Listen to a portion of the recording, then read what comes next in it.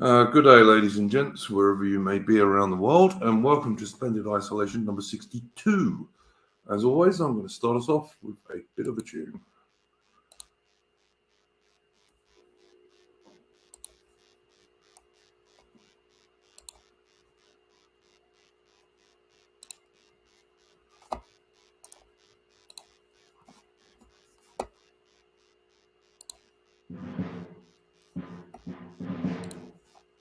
You traitors, all that do devise to hurt our queen in treacherous wise, and in your hearts you still surmise which way to hurt our England. Consider what the end will be of traitors all in their degree. Hanging is still their destiny, the trouble of peace of England. The Parry and Throckmorton league of traitorous drifts were not to see, and divers others have done the like, the trouble, the peace of England. And Babington with his wicked train, continually did beat their plain, which way and how they might obtain to trouble the peace of England. But God, we see, had still made known their wicked meanings every one, and death had made their hearts to groan, to trouble the peace of England.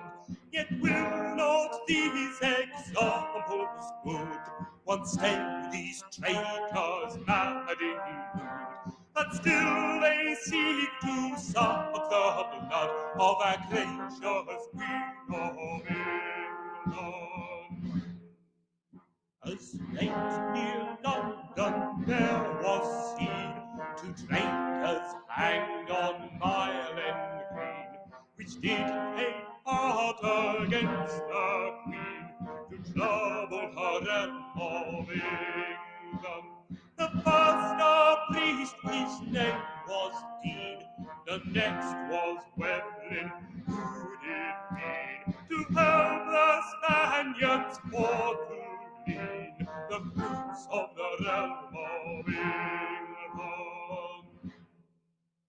The next in Finsbury's people there died, a beast that was a traitor tried. His name was Gunter, who did hide to help the good Queen of England. But he would, for the Spaniards' sake, provide invasion for to make, and gainst the Queen their hearts to pay, to trouble her realm of England. One great war there done that day, for from right well she did convey a traitorous priest with ropes away, that fought to trouble her England. This wicked woman, void of grace, would not repent in any case, but desperately even at the place she died as a foe to England.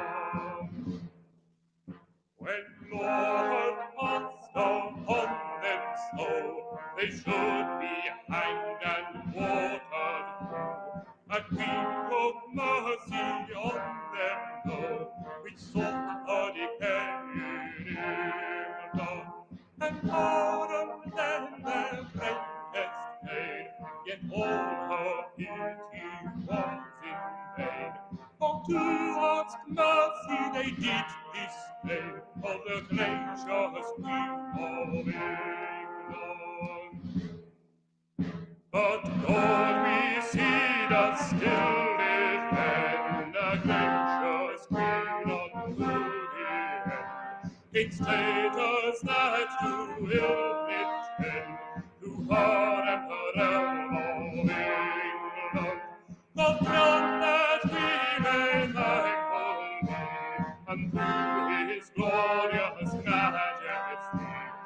so defend the sovereignty of the virtuous Queen of England.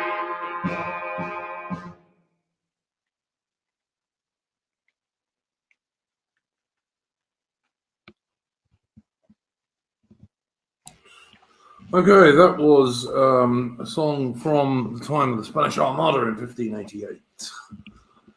And it comes from an excellent channel, Patriotic Archive, friend of this channel. Please go and check out his excellent channel for some nice patriotic and military music from the UK and also from around the world. Adaman, how you going, mate? Yeah, good, you? Yeah, not so bad, not so bad. I thought, as we were saying before the stream started, that obviously we're going to have to talk about what's going on in the Ukraine, but I'd like to try and give it a bit of a more of a British spin this week, insofar as we can. Did you have a first subject that you would like to bring up? No. I would like to talk about this nickel, but we'll probably go on to that later, I suppose. Yeah, okay, no worries. I'm just trying to think how I was going to do this. First thing I think we might talk about is Nigel Farage is launching a campaign for a referendum on this net zero watermelon green stuff that the government is so keen on. And I would presume that the majority of us would, when I say us, people on the right, would support him in that. Yeah, I mean, it'd be interesting to see what he does with it, but he's not going to get a referendum.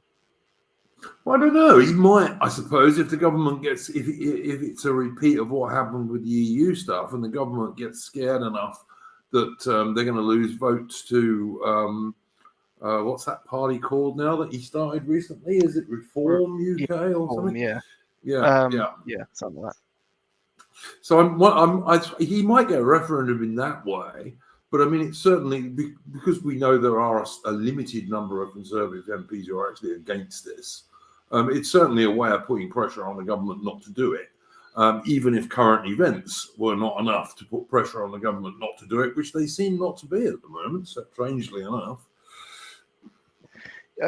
I mean, the thing is that he got the Brexit referendum because it was really good timing. They built up a good campaign off of it, and then you had David Cameron, this political gambler, and the stars kind of aligned. They're not going to risk that again. Maybe not. I mean, look. All of the people forget that the Remain camp, which was the government and the establishment and all of the mainstream media, were all totally convinced they were going to win anyway. Yeah. No, I don't think anyone gave the Brexiteer people a chance. Really, that's why they were allowed the referendum, because all the money, etc., was on the side of the Remainers. Yeah. I mean, they've still gone about this now. I mean, this whole Russia thing that has really brought the whole Brexit thing back out. You've had people bringing up about Brexit money and the Russian money in the Brexit campaign, which is kind of pointless because the Brexit campaign was still financially smaller than its opposition. So yes. I mean, on top of that,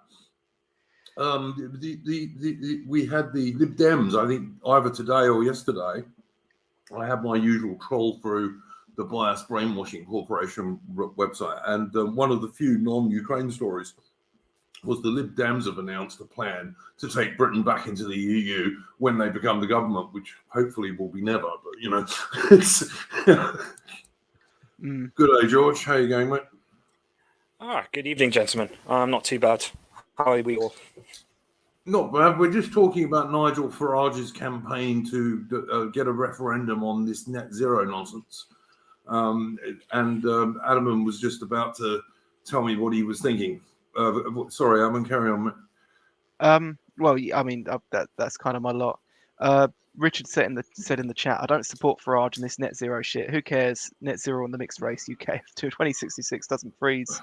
Who cares? Yeah, I mean that's like I'm quite a big Farageist, and I kind of wish he'd pushed the envelope a little bit on other stuff at this point. I mean, he's sort of successfully pushed the whole immigration thing back into the news, and now he wants to pivot back onto talking about net zero. I know it's probably a big win with the boomers, and he is a boomer, and because it's energy bills and that, maybe he's trying to milk the timing on it. But I don't know.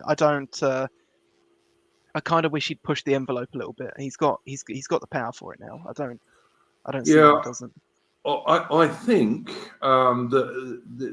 well, look, we're going to come on to this in a minute if I got anything to do with it.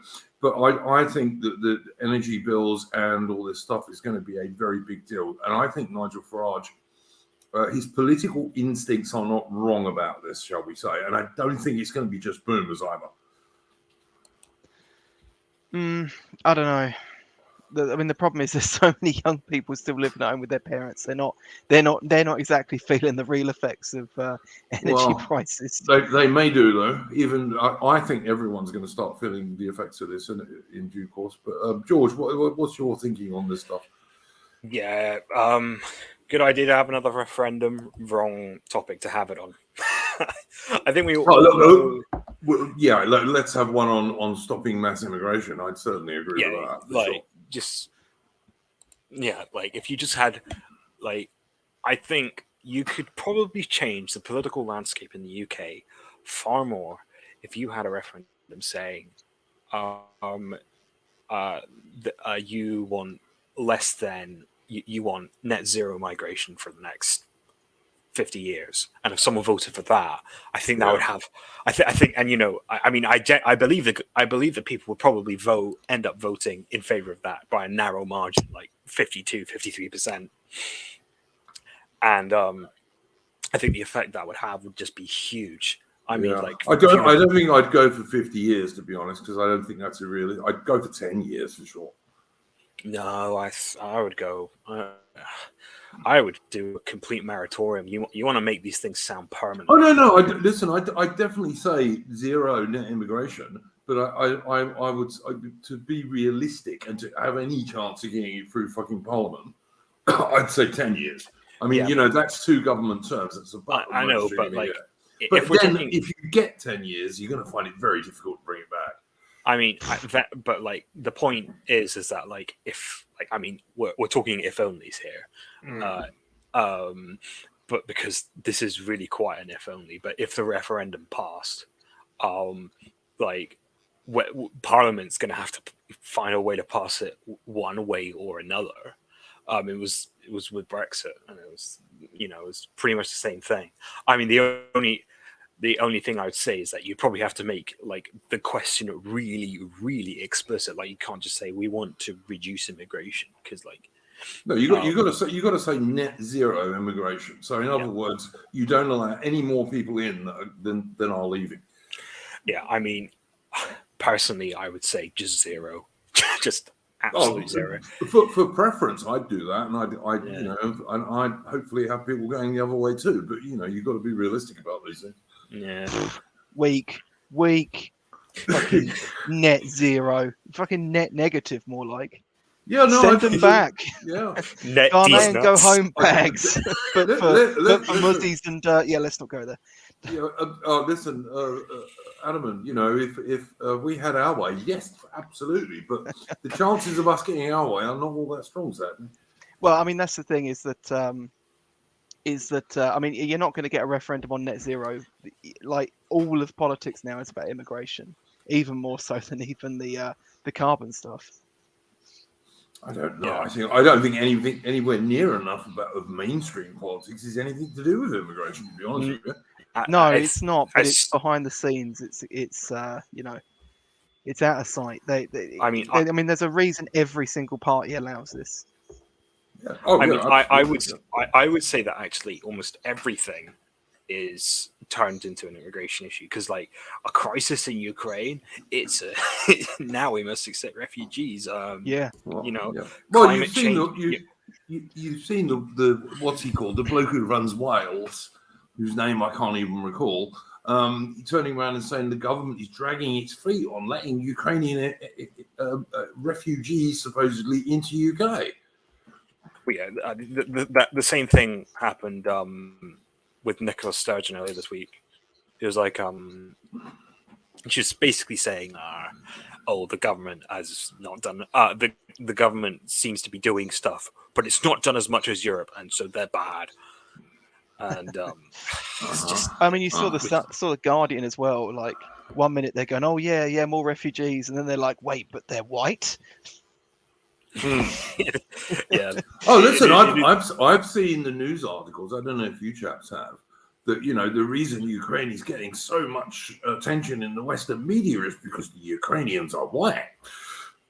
Yeah, I mean they're literally part of the sort of media superstructure that gaslights the public on the idea that you must bring these people in, and then they sort of have a change of heart and then gaslight the public on the fact that they're racist for wanting to bring them in. It's Yeah, I mean, and listen, I tell you one thing that's going to happen, and this takes us on to something else we're going to be talking about.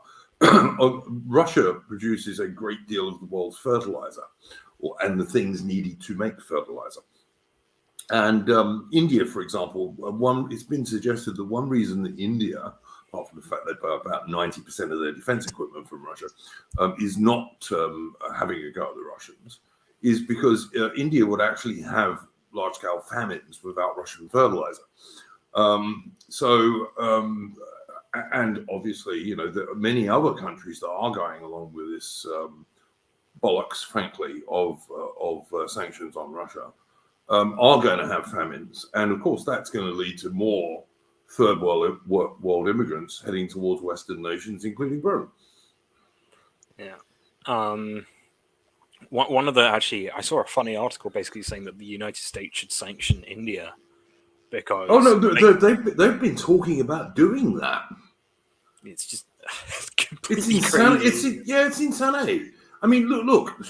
In terms of world strategy, driving Russia into the arms of China on its own is insane. You know, you don't try and get your two potentially most powerful enemies to be best mates. That's an idiot thing to do.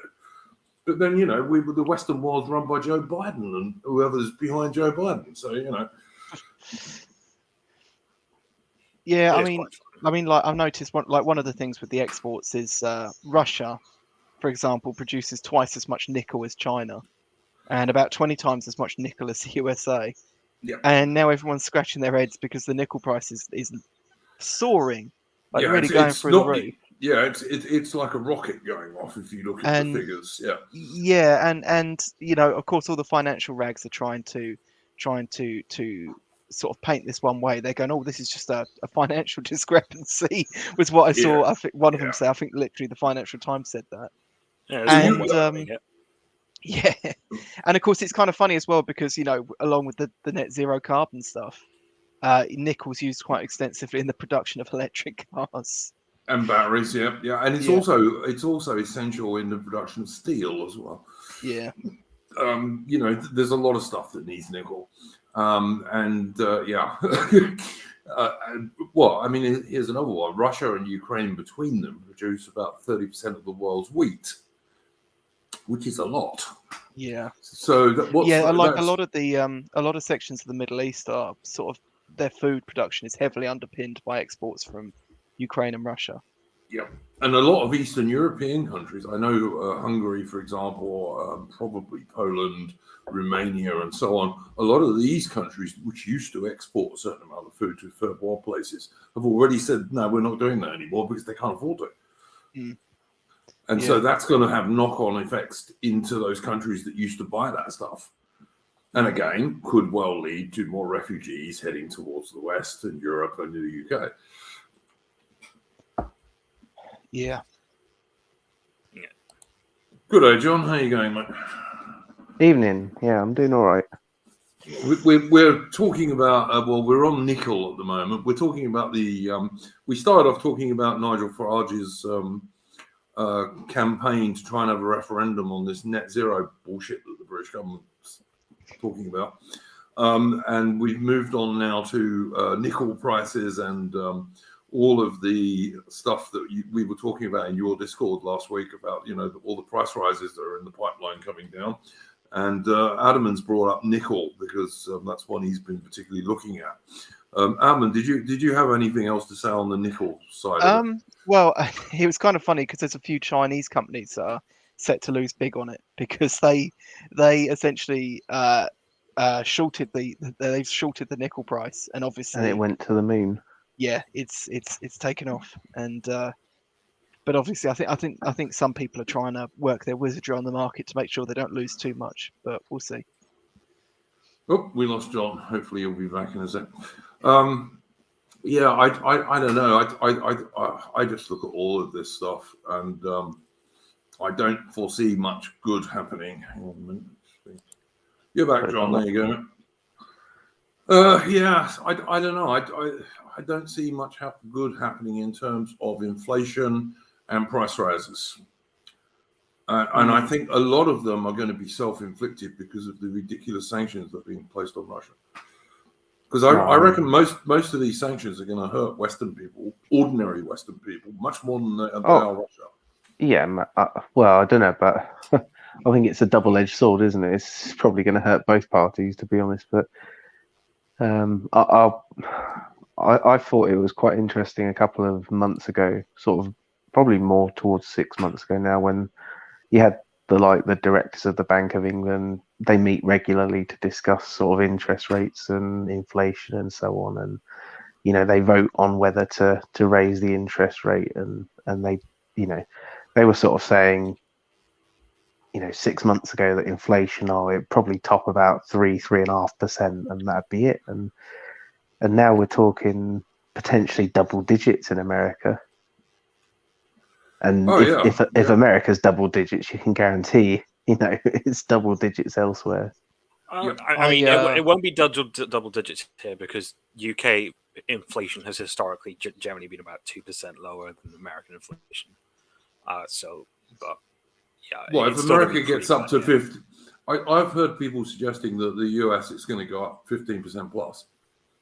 So if it does that, then you're looking at Britain being 13%, which is double digits. So yeah, that's.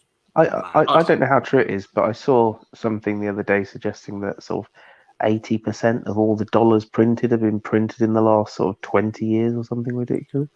Yep, I wouldn't mind betting the figures for pound notes is pretty similar too. Not that the pound note is worth all that much these days relative to what it used to be historically, but I drove past a petrol station that is usually a little pricey on the way to pick up shopping for my nan, actually, and the gonna have to start charging her for that. The diesel was £2 a litre. It was over £2 a litre, and it's not even it's a little bit pricier than other ones in the area, but it's not a particularly expensive area for fuel. Well, I tell you, my energy bills. I mean, yes, our petrol prices down in Australia have certainly gone up quite a lot, and they're continuing to go up. Like most people are trying to fill up as often as they can, because if you leave it for 3 or 4 days, you're going to pay even more money. But our energy prices here are going up hugely. My gas bill is twice what it was 18 months ago. Yeah, and it's going to go up again. And my electric bill is not quite twice, but it's probably 2/3 what it was above what it was a year ago. It's quite blackpilling. I was chatting to a mate who I've worked with in the past this week, and he showed me the sort of quotes he was getting for his fuel renewal, gas and electric, and it was more than double. I think he was paying something like 160, and he was being quoted like 390 kind of thing. Just absolutely ridiculous. And I just think, I won't go into too much detail, but like most people, I've spent the last few years kind of working on a career and getting to a place where, as a family, we felt comfortable. My wife was able, my wife hasn't worked since we had a child, but we're able for her to start doing homeschooling and stuff. And you just look at some of the price rises coming this year, and it means everything I've done for the last sort of 3 years is just a complete, it's written off basically. We're back to square one, and it's just brutal.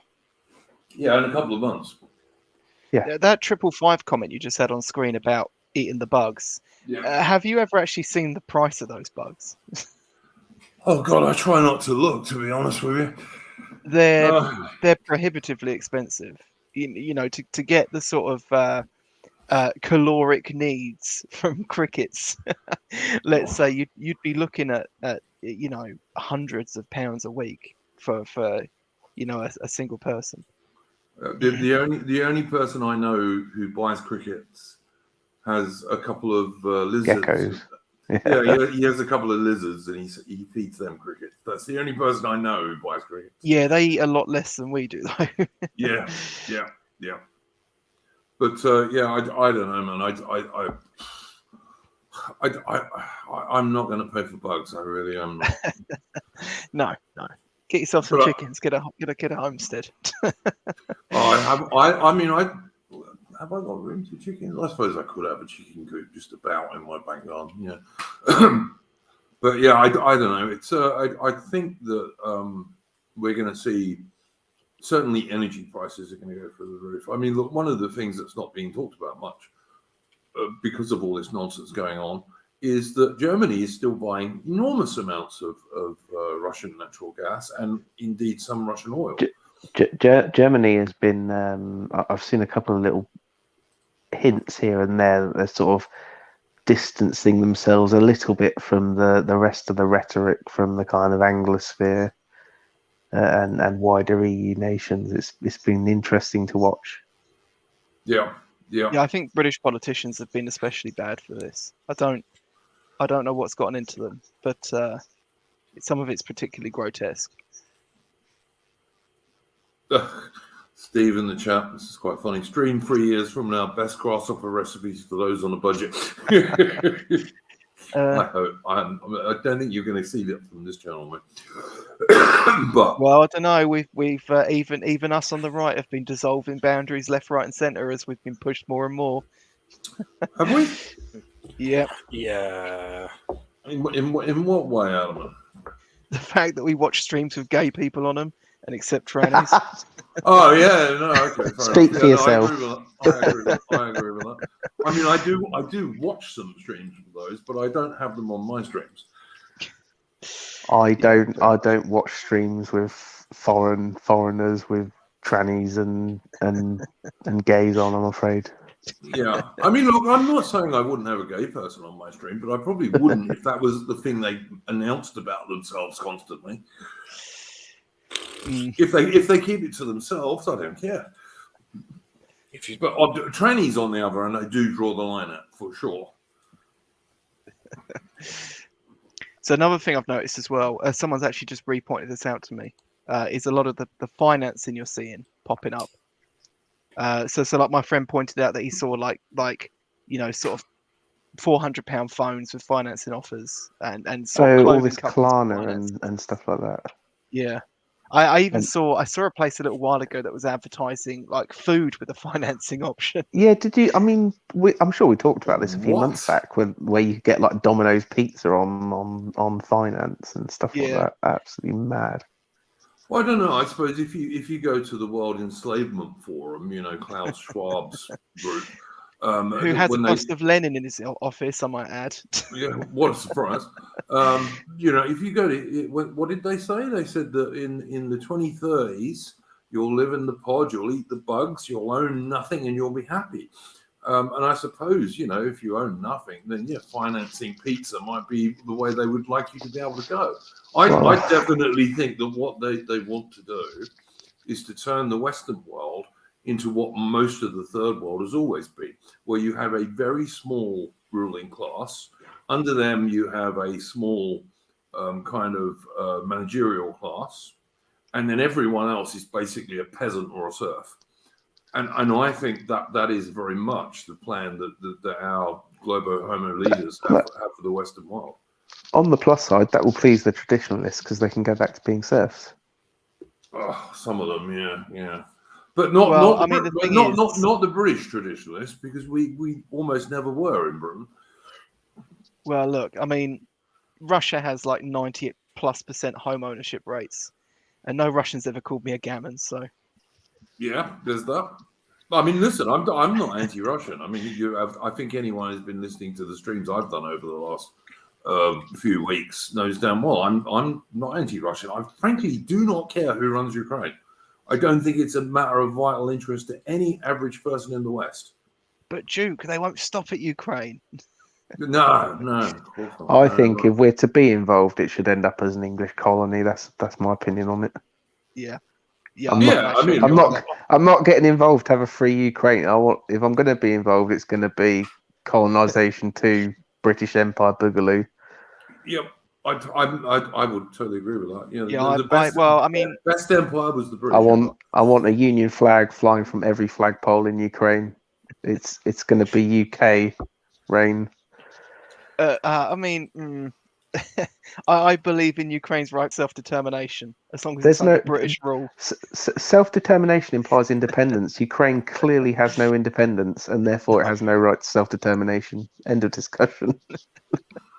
Well, I mean, if you looked at who's flying flags everywhere, you'd think that Britain was a colony of the Ukraine at the moment. But you know, yeah, bizarre. Well, I mean, did anyone see the debate that Keith Woods hosted between Joel and Dickie Spencer? Yeah, Yes. Spencer and No, Davis, yeah. I don't watch Foreigners. I did watch it. I watched it, and I even watched the AA stream based on it. I mean, like this argument between the nationalism versus imperialism. I mean, I'm kind of a bit more on the imperialism side, but it's an entirely pointless discussion for anyone on the right to be having, isn't it? I mean, we have no power in order to act anything either way. Yeah, you're not going to get either of them. I did like AA's take, which was that British Empire good, Globo Homo Empire bad. I did like that. Yeah, I mean, I've decided as you say, it's pointless. Yeah, I mean, I've decided I'm gonna write up formally my political theory, which I'm calling anarcho-shireism. But as an exercise or discussion, it's pointless beyond that. I mean, functionally speaking, anarcho-shireism is basically Tolkienism. Yeah. And Tolkien, as we all know, who paid any attention to his writing, was actually a right-wing chap. Yeah, pretty unusual. Not a traditional right-winger. Oh, look, he wasn't a right-wing full-on imperialist, but he certainly wasn't a left-wing guy at all. He abhorred the word state. Yes, yeah, he was anti a big state, but then I think that's a traditional right-wing position. Mm. You know, we're going to talk about this in a bit when I bring us on to British defence spending, thorny subject, but a new subject, you say? a thorny subject. But yeah, I was just going to say, George, I haven't asked you. Did you have a particular thing you wanted to bring up as a subject? Well, I mean, speaking of Tolkien, has anyone seen the new trailers? No, that doesn't exist. Because like they've got things like a black female dwarf without a beard, of course, which is of course I've seen that, yeah, for sure. I mean, I'm a bona fide Tolkien nerd, so maybe I get more upset about this than most. But it's just all been really infuriating to see. Yeah, I did see Black Elves as an because I mean, with haircuts, with haircuts. I mean, not to get too nerdy, but yeah, like hobbits didn't exist in the Second Age, but they go from like a diverse Shire in the Second Age to an all-white Shire in the Third, and I saw all these pretty good jokes about it, like the Shower of the Shire or the Knight of the Very Small Knives. And also Galadriel was as a warrior woman, which in no way was she in Tolkien's writing. Because Tolkien didn't have warrior women, he just didn't. Yeah, and then something that also quite interesting is that there's been a Tolkien scholar. He's been on a lot of things. He's been on. So the lads who played Merry and Pippin in the films, they had him on, and he was singing praises of the diversity. This quote expert of this topic, because he was like, and shit like that. Like I'm in general a bit of a tiz about it all. But, Oh, listen, the so-called Tolkien expert that Amazon have actually employed, because originally they had Shippey, who actually is a Tolkien expert, but he left or they sacked him, one of the two. I suspect he left because he saw some of the scripts. But anyway, the one they replaced him with is a feminist American woman of sort of Latino type, who is actually an anti-white activist. Mm. So you can guess this show, all we can hope about this show is that it's the biggest financial disaster in history because it was so expensive for Amazon. And it might be at the moment because all of their videos are getting, I mean, they're enormously ratioed in the UK, but they're also getting very heavily ratioed in the US as well. So we can hope that this will be the biggest financial disaster of all time. And I think, I know that Paul Gottfried spoke about this in one of his shows. Paul Gottfried being a right-wing chap who I'm very fond of. He has said that the right should actually call these things out and boycott them and say why we're boycotting them. And Yes, I totally agree with that. And I think we should be doing that. We shouldn't just be ignoring it, which some people are saying.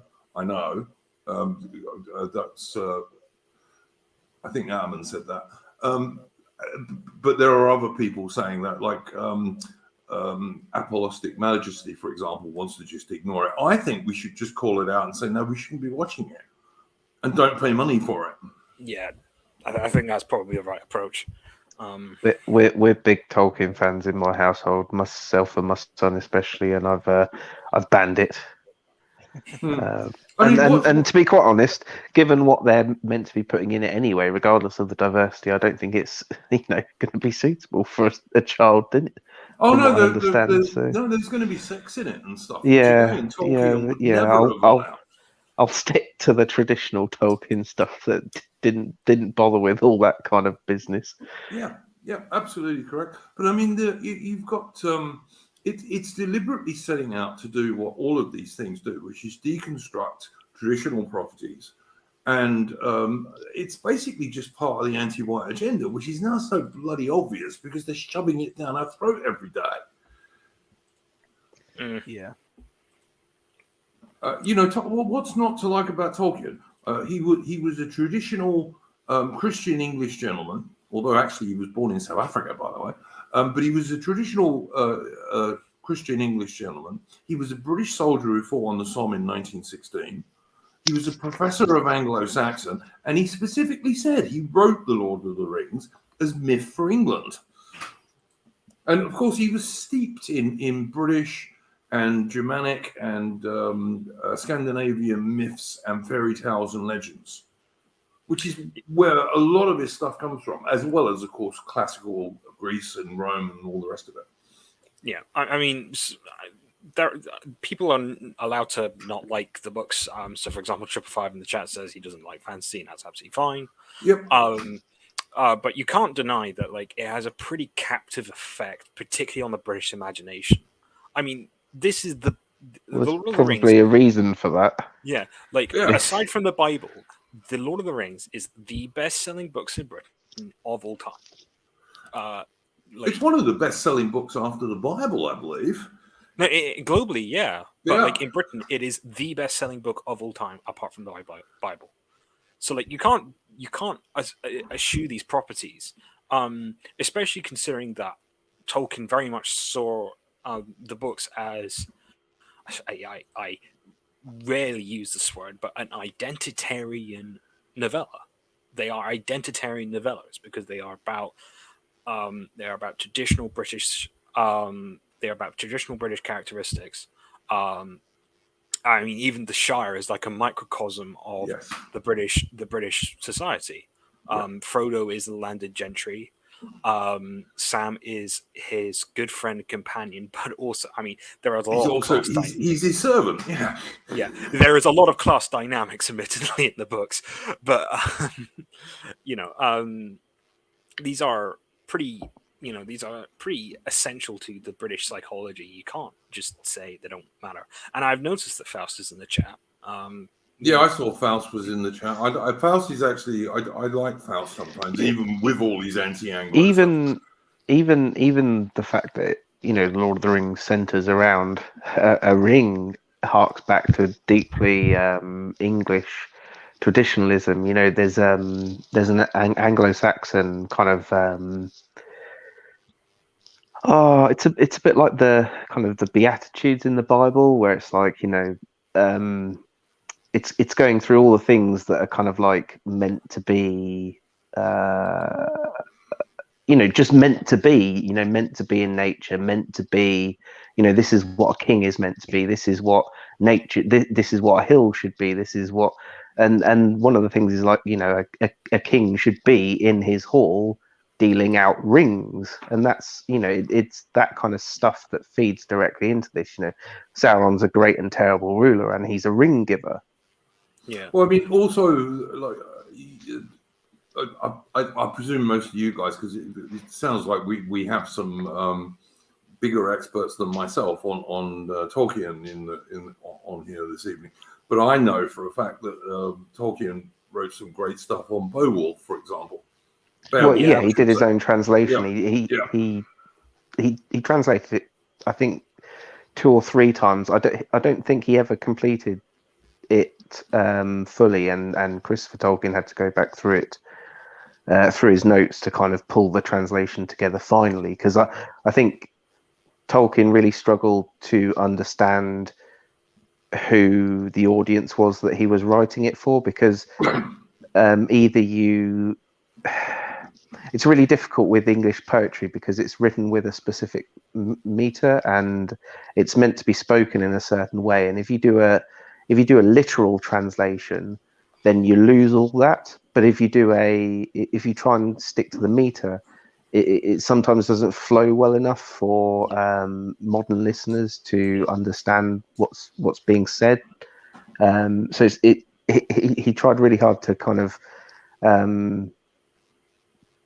preserve that the original kind of intent, but I think Christopher had to come back behind and put it all together. Yeah, Christopher was a good and loyal son. He did a lot of good work for his father. Yeah. Tolkien was he did struggle. Tolkien struggled with his audience. I mean, he had to. The Hobbit was originally meant to be a fully children's book, and he had to end up rewriting it to fit it into the more adult themes of the subsequent trilogy and things like that. So he's not a perfect writer, of course, and of course, like a lot of his work is unfinished. So for example, the Silmarillion was never actually finished by him. It was that, of course, is what the Amazon crap is going to be based on. Well, it's not, because I don't think Amazon had any of the license to anything other than exactly the same as Peter Jackson had, which is the Lord of the Rings trilogy and the kind of notes to the trilogy. They have so the work that's being done is on the Second Age. Yes, but I think they are literally having to base it off of whatever tidbits there are in the Lord of the Rings itself. They do not have the license to any of the Silmarillion or anything like that. But I mean, it'll be very interesting to. Well, I'm not going to watch it, but the Second Age is quite well known for being the most boring age in his legendarium. So it'd be very interesting to see what they actually do with that, because there's almost no dialogue available for it, as far as I know. Oh no, there's none.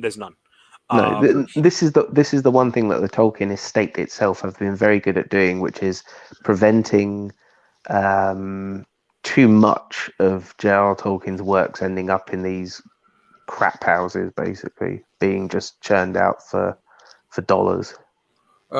I just want to ask Faust in the chat, what's your poison, Faust? What whiskey are you drinking? I think he said he's doing Scotch. Yeah, no, he said it's Scotch. I'm just wondering which one. Look, obviously Tolkien turned around and said specifically that one of the reasons he wrote The Lord of the Rings, etc., is because of William the Bastard's invasion. The English Anglo-Saxon people lost a lot of their myths and legends, and compared to people like Germany and Scandinavia, etc. and that was one of the reasons he wrote it. So this idea that suddenly it's diverse, and like, you know, the Tolkien Society, which has been completely infiltrated and taken over by lefties and feminists, etc., did a conference, which I know John, for example, did a stream I about. did cover, yeah. Which is going on about LGBTQ and gay stuff in it, and it's just cuck. Basically, it's just crap. By the way, when I say cuck, it's a South African swear word. It's not the cuck that most people think. But anyway, but yeah, Glenlivet. He says Faust is drinking Glenlivet. What's your take on that, George, as our resident Scotsman? There's only we're not big Scotch fans in my house. I mean, we normally drink either Eldorado or Drambuie. I mean, Drambuie is really quite a poor man's drink with regards Scotland, because it's like it's like really sweet and Yeah, no, I've had Drambuie. Yeah, no, Yeah, I'm a Lafroig fan myself, which is an Islay malt. Yeah, Lafroig. Nah, we're not. We're not big on Scotch. I mean, there's I sometimes have the local stuff, which I won't name, of course. No, because then that will dox yourself. Yeah, but I don't want one of these fine gentlemen in the chat driving up to my house. As fine as you all are, but Lee Ham in the chat, who's someone I know from Discord, he's saying Lord of the Rings is a lot like Virgil's Aeneid. Then, if you know your classics, I certainly he did draw from kind of classical myth for sure. He did. Yeah, there's a lot of parallels between a lot of the Greek classics in his work. I mean, there's a lot of parallels between the Greek classics and British mythology anyway, generally. Well, yeah, I mean, look at our old mate Brutus, for example. There's the so one of the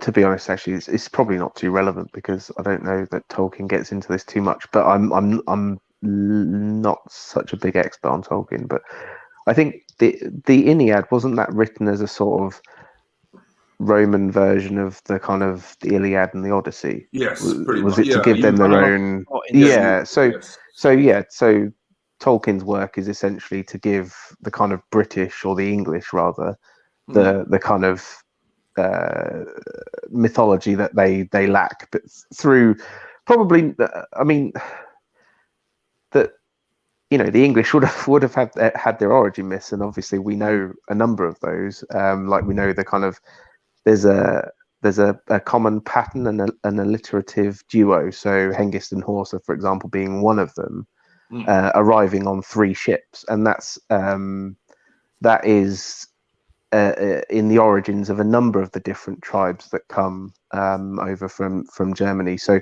an alliterative duo. So Hengist and Horsa, and there's another one beginning with C. I can't remember the names off the top of my head, but they also arrive on 3 ships, and then there's a third one which is either 3 or 5 ships depending on who's telling the story, but that also has another parallel when you look in terms of Rome. So you've got Romulus and Remus, the alliterative duo. It's really interesting to see the kind of parallels. But I have done an article for the Wellington project, which hopefully will come out soon. But even the language of the Latin language, the Latin alphabet, the runes that English used before it used the Latin alphabet again, it's possible they may have come from sort of like the origins of Latin in the north of or the written language that was used in sort of North Italy. So it's really interesting to see how something like language was transmitted through Europe, and things that appear quite divergent on the face of it. You know, when you look at runes and you compare that to the Latinized alphabet, they look totally different. They actually have the same root. Dorsastic Draco in the chat is saying Cerdric was the third guy you were trying to think of. Yes, probably. Yeah, it rings a bell. Yeah, look, I would say this, that English, because after the Romans left the UK, which obviously was a fair bit before Western Roman Empire fell, because Latin pretty much died out, except amongst a few people, including the Christian Church, English was probably the first European language. Well, in fact, it was the first European language that had its own literature. England, almost unique among European countries, was the only country that had a written and verbal language that was its own. Yes. In most European countries, they retain the Latin, and it's really interesting where the kind of Saxons and the Vikings end up, other than England, they end up adopting the Latin. Yeah. Whereas in England, they forced the Brits to adopt the English. Okay, Richard Ford, our friend Richard, friend of the channel, Richard, is saying, how do you feel about a German defending English people? Do you feel they are our allies and white people have a shared identity? I'm not sure who you mean about a German defending the English people. Who are you referring to, Richard? Someone in particular or just a German? And he then goes on to say, do you think white people are interchangeable? Tolkien seems to suggest so. I don't think Tolkien suggests that at all, actually. I think he suggests fairly correctly that the people of Northwest Europe are very closely related. Yes. Because they are. They are. The Anglo-Saxons and the Scandinavians and I mean, even when the Normans come and invade in 1066, their origins have a very similar root to the English that are already there. Absolutely correct. Yeah, the Normans were originally the Northmen, you know, but but even the Celtic people are not very distantly related to us. Even the Vikings as well. So when the Vikings begin invading and settling, despite hundreds of years of gap, the Futhorc, which is the Viking language, is so similar to the runic language of the English that they're able to communicate almost as if they'd never been apart, basically. Yeah, absolutely. I mean, Richard Ford, I see, is agreeing with us in the chat. Look, the people of Northwest Europe, whether they be Anglo-Saxons, Scandinavians, most Germans, and even the Celtic people, are all pretty closely related in terms of DNA and all that kind of stuff. Yeah. So I just wanted to comment on Tolkien being saying they're interchangeable. This is definitively not the case. So a good example for this is in his books is actually the Shire, because there is this idea that the Shire needs to be preserved and that other people do not, like non-hobbits, do not belong in the Shire. You're allowed visitors, but everything else apart from that is not allowed. And so, like, one of the things that King Aragorn does when he becomes king is he basically says other people aren't allowed to settle in the Shire. I mean, how explicit can you get?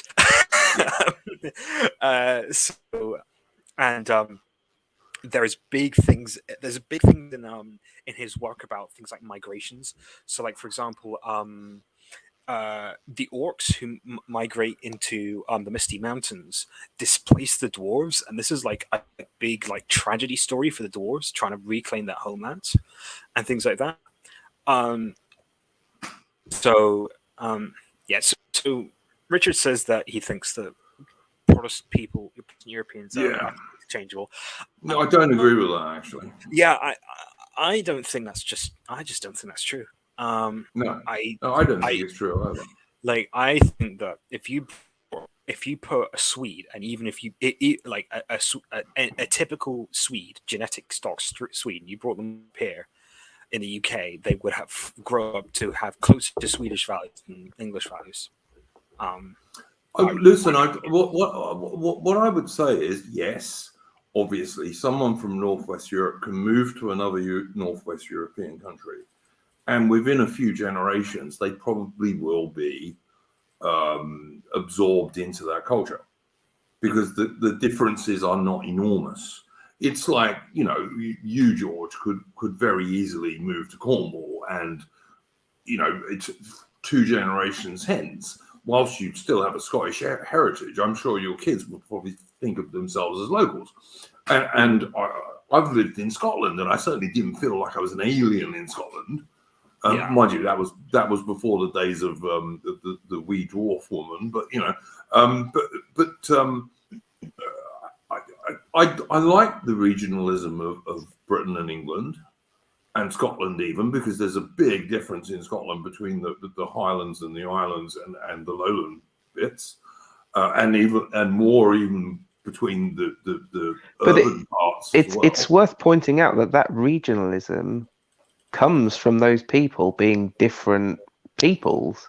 The even what you've got in Cornwall, for example, because Cornwall, I don't know if you know this, it's the Celtic part of England. What Wales, or the name Wales, is actually an Anglo-Saxon word. It's Wela, and it basically means anyone who isn't Anglo-Saxon, anyone who isn't English, if you like. And so the people of Wales and the people of Cornwall are basically the British, the non-English, and that's why you have those kind of big divisions. And it's the same with Northumbria, York, which obviously is Jorvik, Viking. The regional variations we have are actually they actually come about because they're ethnic variations. Yeah, for sure. I mean, it's like Brittany in France was where many of the Romano Brits went. Brittany, absolutely. And until the Revolutionary Wars in France, their lingo was very different too.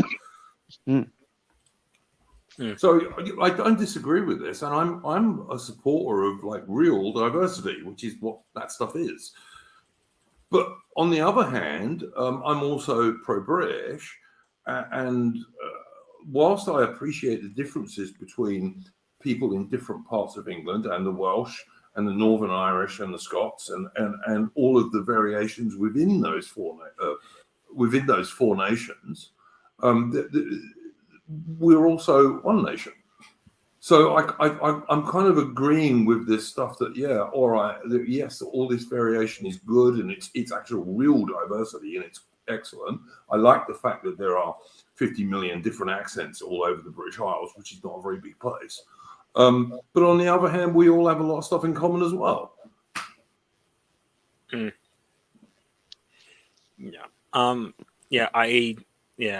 think this idea of interchangeability. I mean, like, no, Richard really doesn't like the idea of empirical evidence, but like genetically, we are different. We are just different.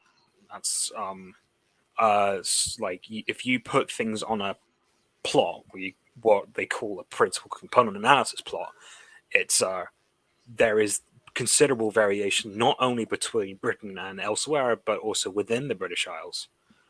And also there's quite a lot of DNA in the British Isles, which goes back way before the Anglo-Saxons, and goes back even way before the Beaker people. It's very but like even within that there is a lot of variation. Someone who's a native to Central Persia, which is close to where I live, will even be considerably genetically distant from someone who lives in Fife.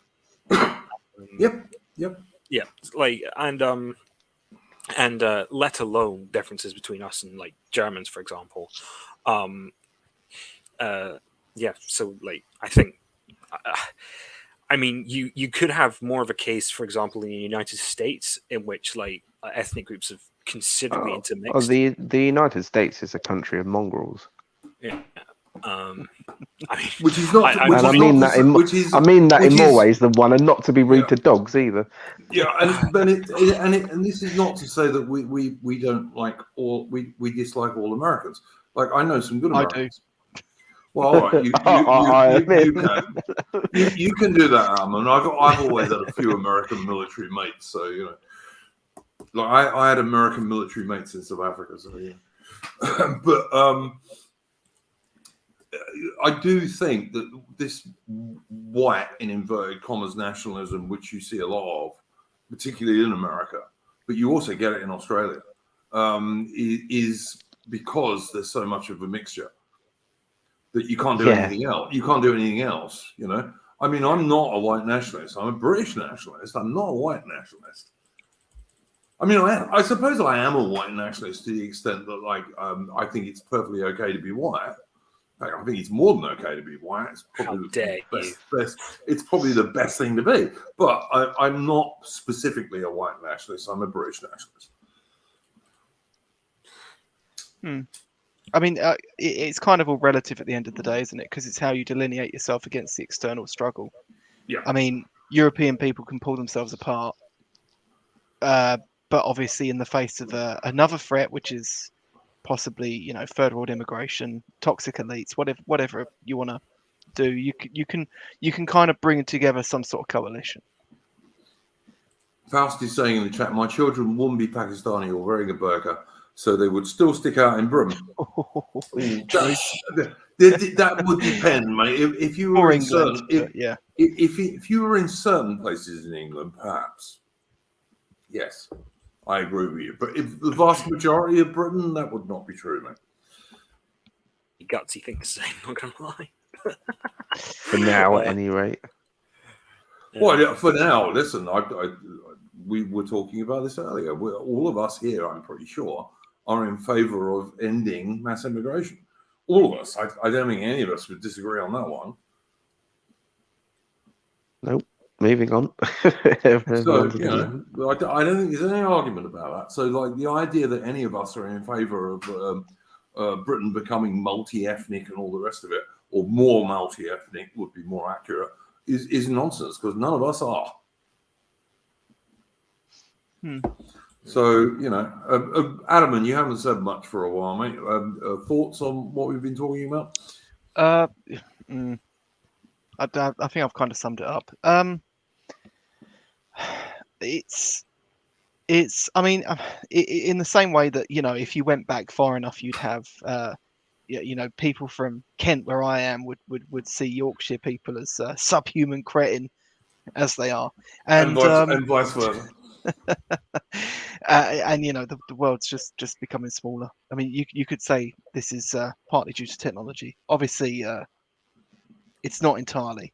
It's I'd say it's a lot of other things before it's that. But yeah, I mean, it's just going to be the case that you know, now you can, depending on where you are in the UK, you can jump on a train and go and have breakfast in France or Belgium. It's you know, for a lot of people, it will appear the same size. But if you're sort of middle class and above, Europe as a place will definitely seem a lot smaller.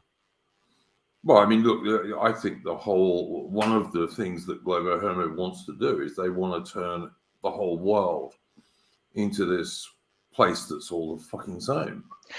Oh yeah, I mean that's because they're kind of stuck on this sort of. I mean, I always think that at the heart of all leftism is sort of Rousseauianism. Yeah, and bastards. they're kind of caught up on this bullshit, and I mean, it's never going to work. But I'm not sure that if they actually care, to be honest. But you know. I don't know. Look, I'm somebody who's travelled a lot. I've been in way over 50 nations in my life. If you count like British overseas territories and stuff, and the reason travel was worth doing is because places were so different. And to my mind, it's been obvious for a long time now that places are becoming less and less different.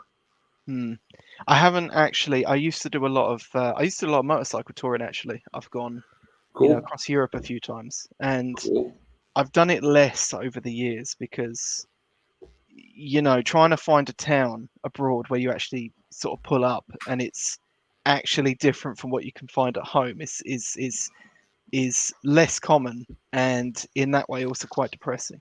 I hear if you head to Russia, you've got a good chance of finding something different now. You won't find McDonald's or anything like that anymore. Yeah, well, I mean, Lucky Russia. Lucky yes, Russia. I mean, everyone in my office is all very normie on the Russia-Ukraine issue, which is depressing of itself.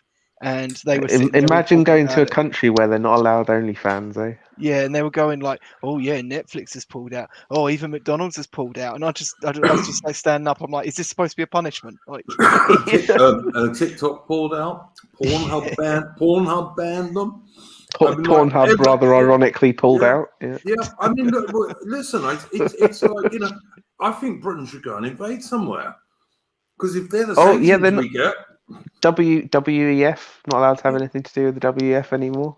Yeah, I'd really like to see Britain and Australia get together and go and invade someone, because if they do those sanctions on us, it will do our people a power of good.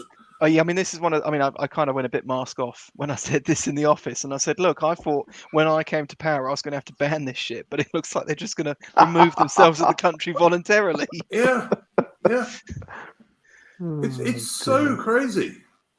Fowl says, "Don't you fucking invade us, you Anglo cunts." We fucking will. We're coming for you. Yeah. We want all those flat lands. We need the windmills. Give us your Dutch women now. I wonder how much the Dutch women, and we won't have any problems. There are some damn cute Dutch girls too, it has to be said. But yeah. But honestly, I mean, I'm being serious for a moment. I just wish Britain and Australia should get together and say, okay, we're going to invade someone. Who can we invade? Because if we get the same sanctions that Russia does, it would just do the nation so much good. It's interesting in finance terms, and I you know, whilst I'm in finance, I'm still a novice relatively, but any of those companies that particularly American companies who work in the dollar, but any whose functional currency is not the ruble, basically saw their investment in Russia disappear overnight. I think the ruble's like it's buying half as many dollars as it was before. So it's like if you had I don't know, say prior to the crash, you had a $10 million investment in Russia. It's now only worth $5 million, and you have to write off $5 million overnight. It's quite a considerable hit to the old P&L. Yep. Hound of Ulster in the chat says, "Take the rest of Ireland. They're so gay now, I can't defend them." Listen, I don't know if Hound of Ulster has seen this, and you guys certainly have, because it was in the Discord. There's been all these photographs coming out, you know. Poor Irish girl can't get out of Ukraine. She's black as the ace of spades. And then there was 4 beautiful Irish colleens who all looked like they came from Cameroon or somewhere, and they were talking about Irish girls leading the way. I mean, I did kind of joke today. I don't know if you've seen this, Anjuk, but the UK government are basically wanting to make it from next week so that, you know, British people can sponsor a Ukrainian to come and stay in their spare room. Oh yeah, no, and I jokingly said that I bet £10 that the first Ukrainian female child that comes over looks suspiciously like a 35-year-old Sudanese male. I look. I mean, I did 2 tours in Northern Ireland back in the 1980s when the Troubles were still going. And by the time I did that, like, the Provisional IRA were really on the ropes because they'd been so thoroughly infiltrated by the Brits. We knew that the leadership of the Provisional IRA were Marxist, and so were the leadership of Sinn Féin, which was pretty much the same thing.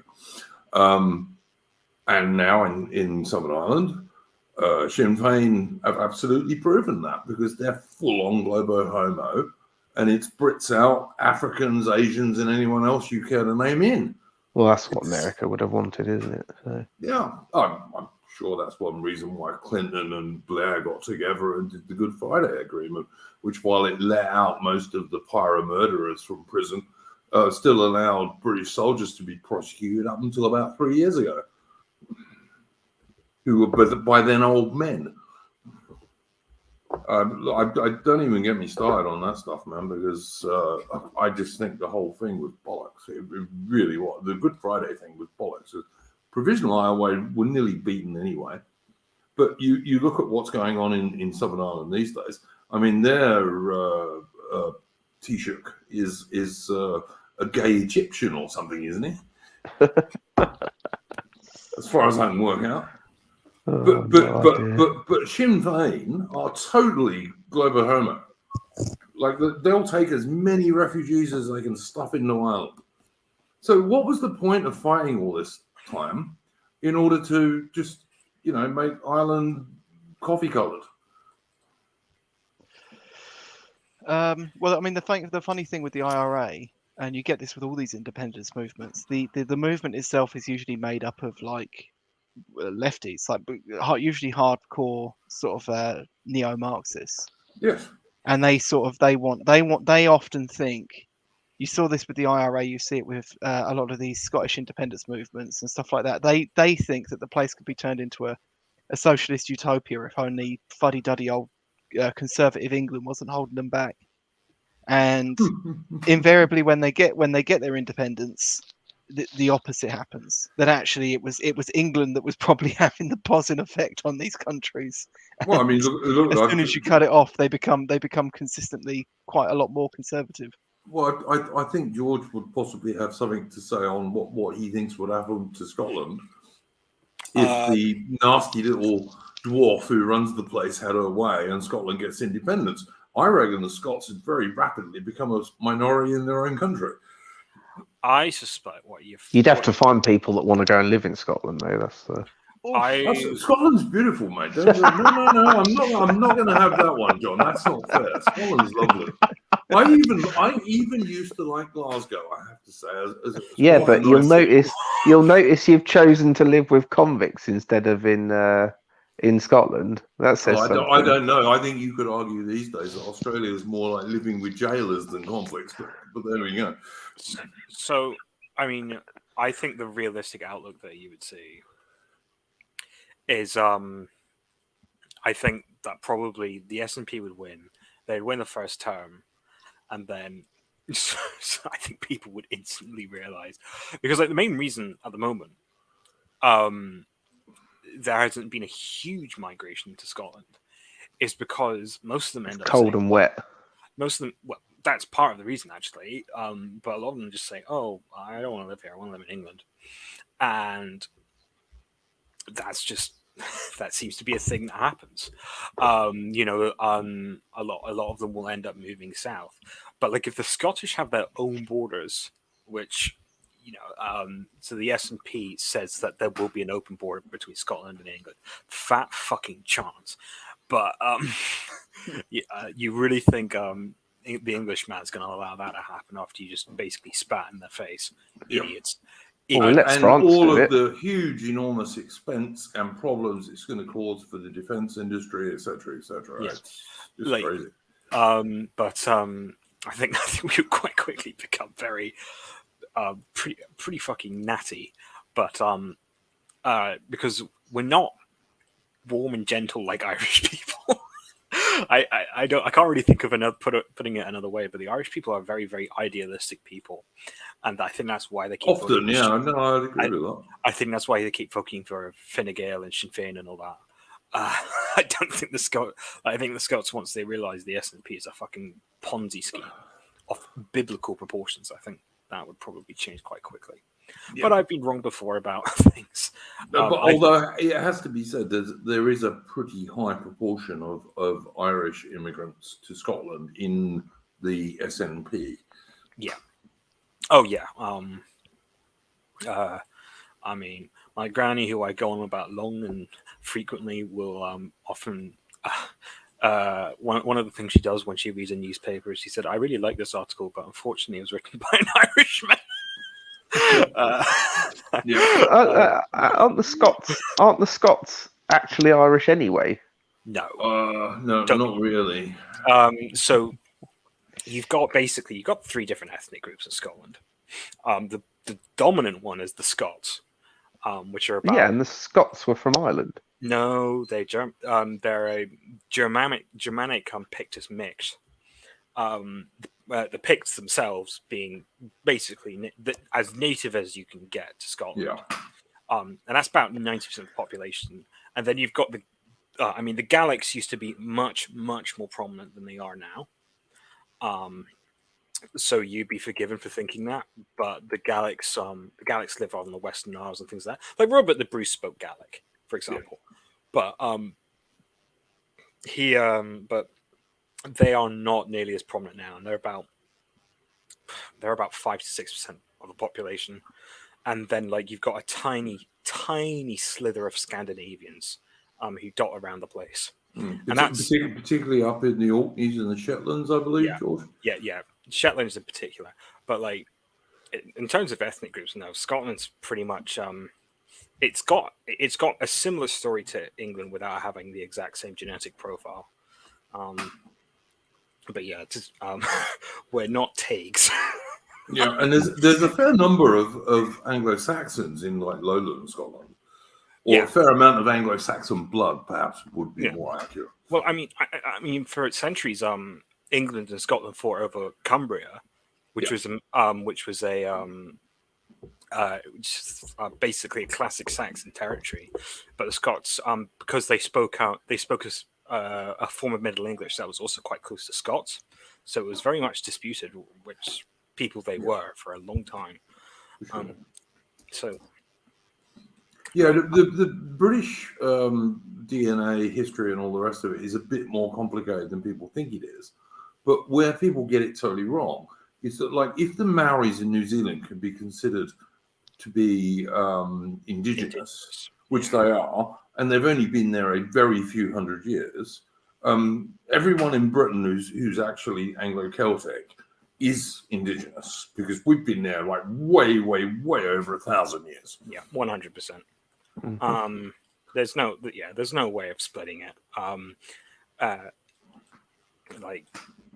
I made a huge Twitter thread about it a long time ago, and it did actually pretty well. But like a lot of because I remember back in the day, like Ricky Doolan was basically like saying, and anyone can be British and things like that, and it's just, oh god, what happened to that guy?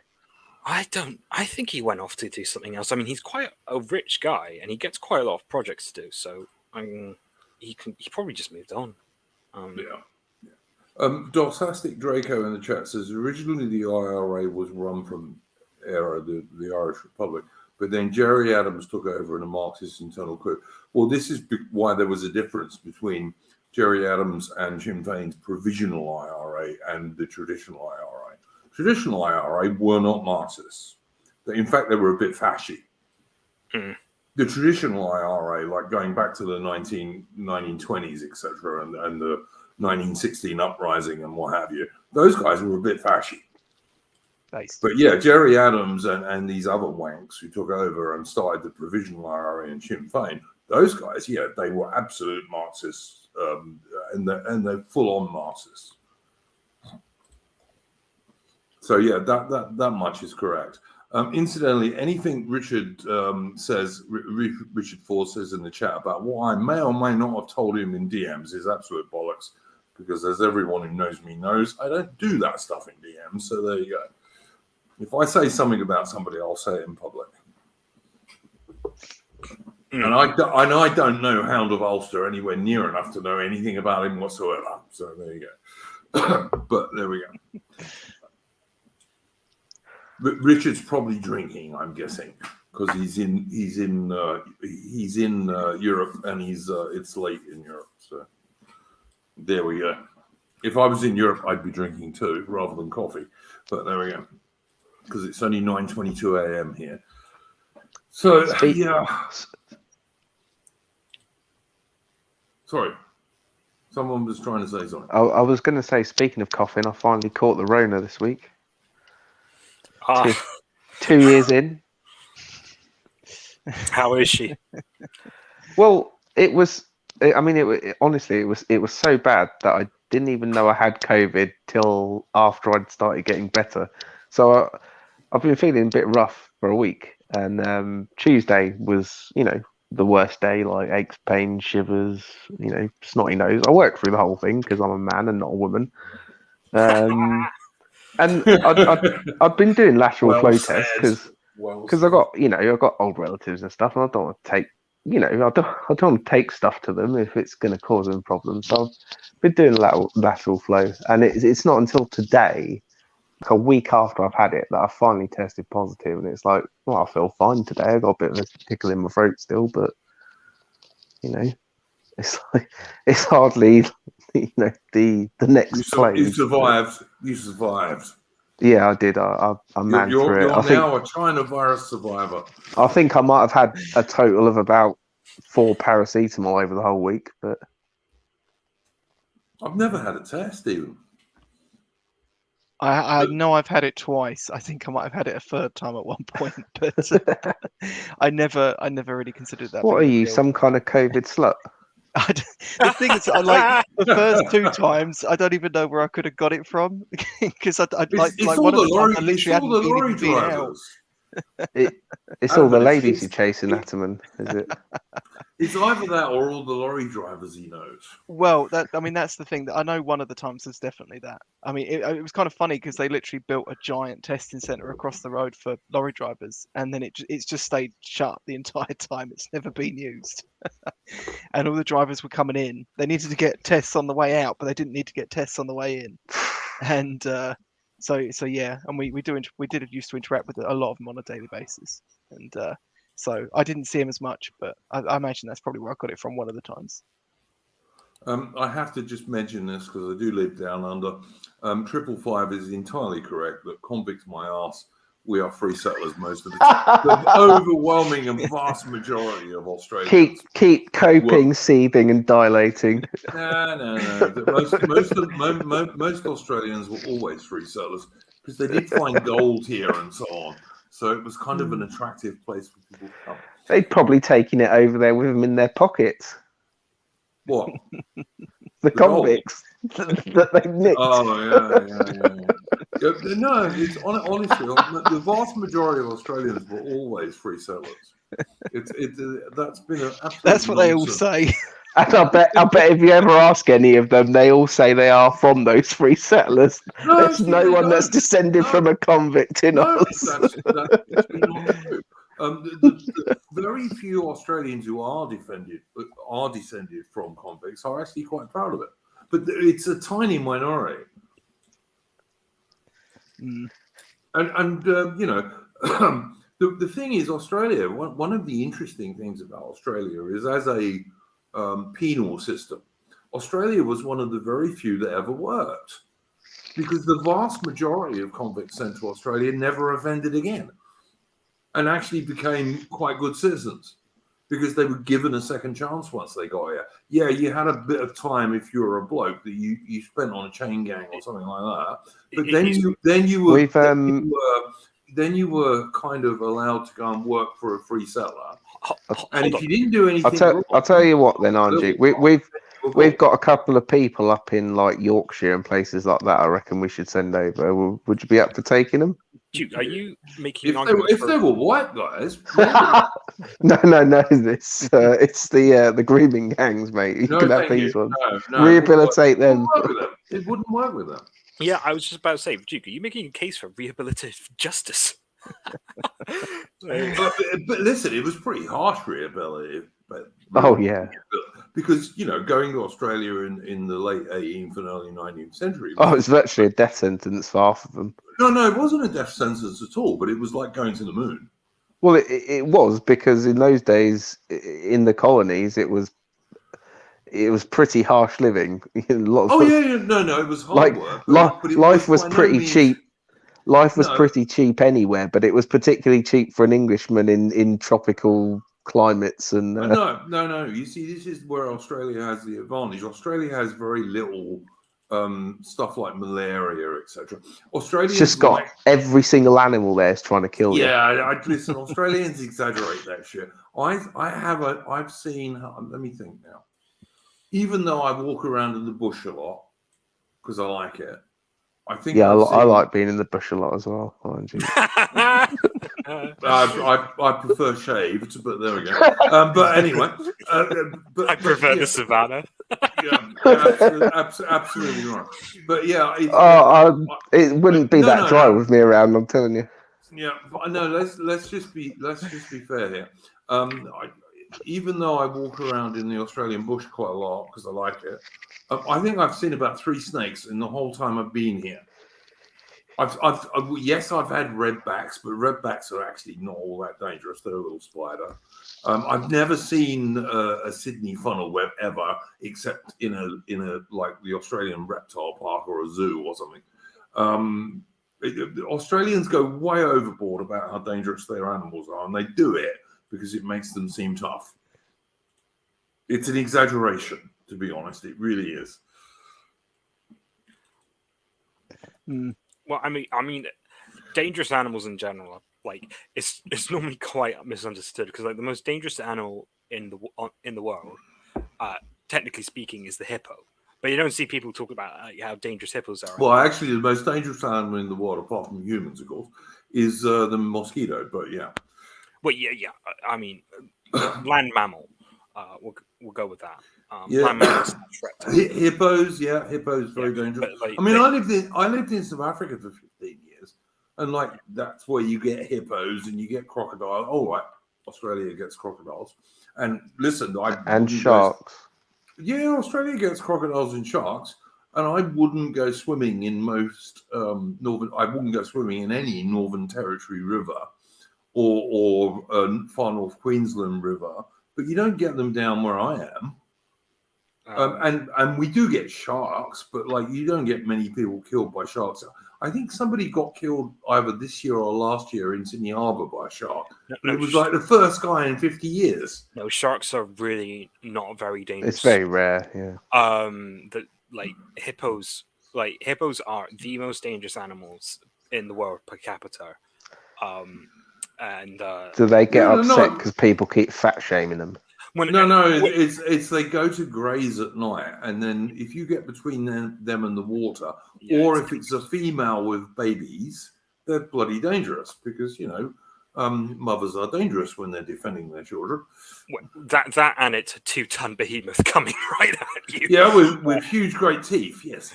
Yeah. Mate, I'd just beat COVID. I reckon I could take a hippo. Yeah, for sure. Beat one. Start with Diane Abbott. Oh no, I don't like sloppy seconds. God. Now you've got to think of Jeremy Corbyn and Diane Abbott were lovers. Yeah, they went on a motorcycle trip together in East Germany. What a surprise! What a good place. I don't know which one of them was on the back. But... Yeah. Were they giving information to the enemy at that point, or? Yeah, the springs on the motorcycle must have suffered.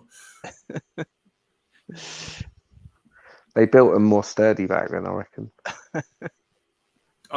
Richard Ford again coming up with more crap. Not true. And you know what? One of the funny things about Australia is that the Anglo-Irish thing in Australia is almost damn dead. I'm not saying it's totally dead, but it almost is. It wasn't 50 years ago or 100 years ago. It wasn't then, but it's almost dead now. That thing.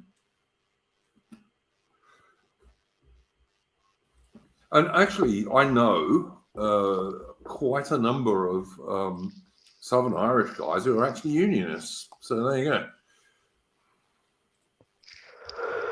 I think ultimately, if the British Isles ever got any common sense back, it would be a good thing for Britain and Ireland to have some sort of customs union and what have you. I'd fully support it. I'm not particularly anti-Irish, but then my mother was Irish, so although her father was actually Welsh, but she was born in Tipperary in Southern Ireland. So I'm a disgrace, am I, Richard? I've heard it's a long way to Tipperary. Yeah, absolutely right. Yeah. My dad used to tell an absolutely awful joke about Tipperary. I'm not going to repeat it. It's long. No. Well, you started now. No, don't repeat it if it's rude, because we're on YouTube, which is not a free speech platform. But I mean, that was the British Army's main song in 1914. And I don't think the British Army should have been in the war in 1914. But the reason it was the main song in 1914 was because the Irish regiments of the British Army in Ireland was an integral part of Britain at that stage. Yeah, we've lost a lot of good stuff since then, haven't we? I blame America. Well, I don't think America did it any good, but I don't think Germany. Germany just wanted an honest European ruck, and America had to come in and make it about total war. Every time. Britain shouldn't have joined in 1914, and France would have lost in 1915. It was just meant to. It was just meant to be your usual European laugh. Redraw the borders a bit. Everyone goes home happy. That was all it should have been. Britain never got involved in that stuff. Not with a mass army anyway. No. That was not since Waterloo. Well, we never had a mass army at Waterloo. Well, it wasn't tiny, was it? It wasn't tiny, but half of it was Dutch and German, as Faust would be quick to tell us if he was still sober. But it's and most of it wasn't very good, because most of the best British troops had been off fighting the Americans and burning the White House in Washington DC and stuff like that. The Americans had decided they were going to invade Canada and failed. There were not more Dutch at Waterloo than English, Faust. That's not true, but there were a lot of Dutch, for sure. Many of whom had been recently fighting for Napoleon. But Britain never had a mass army, not in the Napoleonic Wars, not even in the Peninsula. The British Army in the Peninsula eventually... No, the Peninsula was quite small. Wellington had... No. Wellington had a much bigger army in the Peninsula in 1814 than he had at Waterloo. Did you not know that? Yeah, I mean, but it's still small relative. Oh, relative to other European armies, sure. But even Wellington's Peninsular army in 1814, which was bigger than his Waterloo army, a third of it was Portuguese. Yeah. He didn't take the Spanish into southern France because he knew what the Spanish would do to the French, because of what the French had done to the Spanish. Can we talk about this Faust comment? Waterloo was won by the Prussians. I know. No, I'm not going to deal with it now. Yep, we are. Waterloo was won by the Prussians and the Dutch, while the Anglos waited in reserve and took all the credit. Yes, and that's how you win. I just say bollocks to that whole comment. Frankly, it's just not true. There were British battalions at Waterloo. You could tell where they stood, because after the battle, 2/3 of them were dead in the squares they had to be in because of bloody the idiot French cavalry charges under Ney. Yes. Yep. So they had to stay in square, but that meant the French artillery slaughtered them. Yep. I'm not saying there were. I'm not saying you're strong and strong where you're weak. I'm not saying that the Prussians and some of the Dutch were not brave soldiers, because they certainly were, some of them. But without the British army, Waterloo would have been a victory for Napoleon, without a doubt. No, Leham you're wrong, mate. Waterloo was won on playing fields of Eden. That is, no, it actually wasn't. Wellington never said it. Wellington hated fucking school. So no, it's not true at all. It's still an accurate statement, even if he didn't say it. No, it wasn't. It's just not true. If it was won anywhere, it was won in the training camps of the British Army. But yeah, the guys who wouldn't run away no matter what, which is what the British infantry were always. Yeah, but they needed an elite to hone them and work out those training plans. Most of them didn't go to Eton before 1815. I have to tell you. No, but the elite of the military that made it into what it was did. No, I'm sorry, I don't even agree with that. I think the British Army was created by its NCOs, mostly. Yes. A good army is mostly created by its NCOs. If you have good NCOs, if you have good non-commissioned officers, you end up with good army. If you don't, it doesn't matter what Yeah, your you end officers are up with like. a good army, but they don't. Well, it depends on how you make the statement. Made the army. They didn't design the army, but they definitely make it run. Yeah, but they definitely train the troops as well. Faust, I'm actually a big fan of George MacDonald Fraser's Flashman novels, which are hugely historically accurate. But Flashman is not a typical British officer, and that's why it's funny. Because most British officers will do ridiculous things rather than being a coward. I'm not a fan of many British officers. Like there are stupid British officers, there always have been. But one thing they're not is cowards. I will say that. Idiots sometimes, but not cowards. Oh, for fuck's sake, between Faust and Richard Ford, I'm getting bored with it. But anyway. Yeah, that's true. Well, the idea that they were cowards is a bit of a kind of World War One misconception, isn't it? The whole lines led by donkeys, whereas the reality is they weren't cowards. They were the absolute opposite. Well, that's what I'm saying. Like we had one of the highest officer attrition rates because they weren't cowards. They led from the front. Yeah, follow me has always been the thing a good British officer says is follow me. They don't say go forward, lads. They say follow me. Yeah, it's like 16 British generals died in the front line during the First World War, which is pretty astonishing. Far more British generals died in World War One than died in World War Two. Far more. Yeah, I mean, which is pretty astonishing when you think about, like, I mean, how many generals are there in an army? I mean, I can't. There's more than. Oh, for God's sake! If you look at the British. Yeah, but if you look at the British Army in like 1917, 1918, which it was enormous, which is why we had enormous losses, which I'm totally against. It should never have happened. But there were a lot of like general officers. In fact, the reason the British Army got rid of brigadier generals and started calling them brigadiers is because a general officer never retires. And so gets his full pay until he dies. And after World War One, Britain had so many brigadier generals that the British Army thought, well, we don't want to pay all these chaps. So they made them brigadiers rather than brigadier generals, and they lost half their pay. That's why they did it. That's the simple reason why they did it. The British Army was very good at doing stuff like that because they did a similar sort of thing after Waterloo, much to Wellington's annoyance, which was basically put everyone on half pay and half pension and all sorts of stuff like that. Yep, totally true. All right, that brings us on to a subject I want to bring up before we close. British defence spending, which is ridiculously low. Jobu, now that, I have to say, you are now insulting me. No, that's true. I know that's true for a fact. You can tell by my accent, can't you? Yeah, you can tell by my accent, can't you? I'm a fucking Liverpudlian. Yeah, it takes about 10 minutes to prepare, but he gets it on quite well.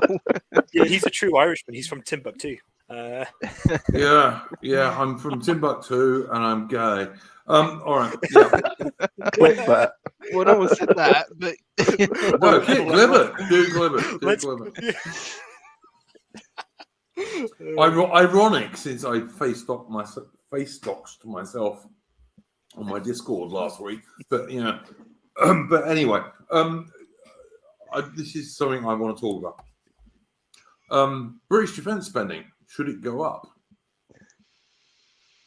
Given the current state of the world. Not if they're just going to flog it to Ukraine, let's say. Yeah, no, absolutely. I totally agree with that. Yep. Yeah, I'm kind of saying no too. I'd love to see a bigger militarized Britain, but not under these people. So no. Gonna be right controversial and say we really just desperately do not have any money at the moment. No way.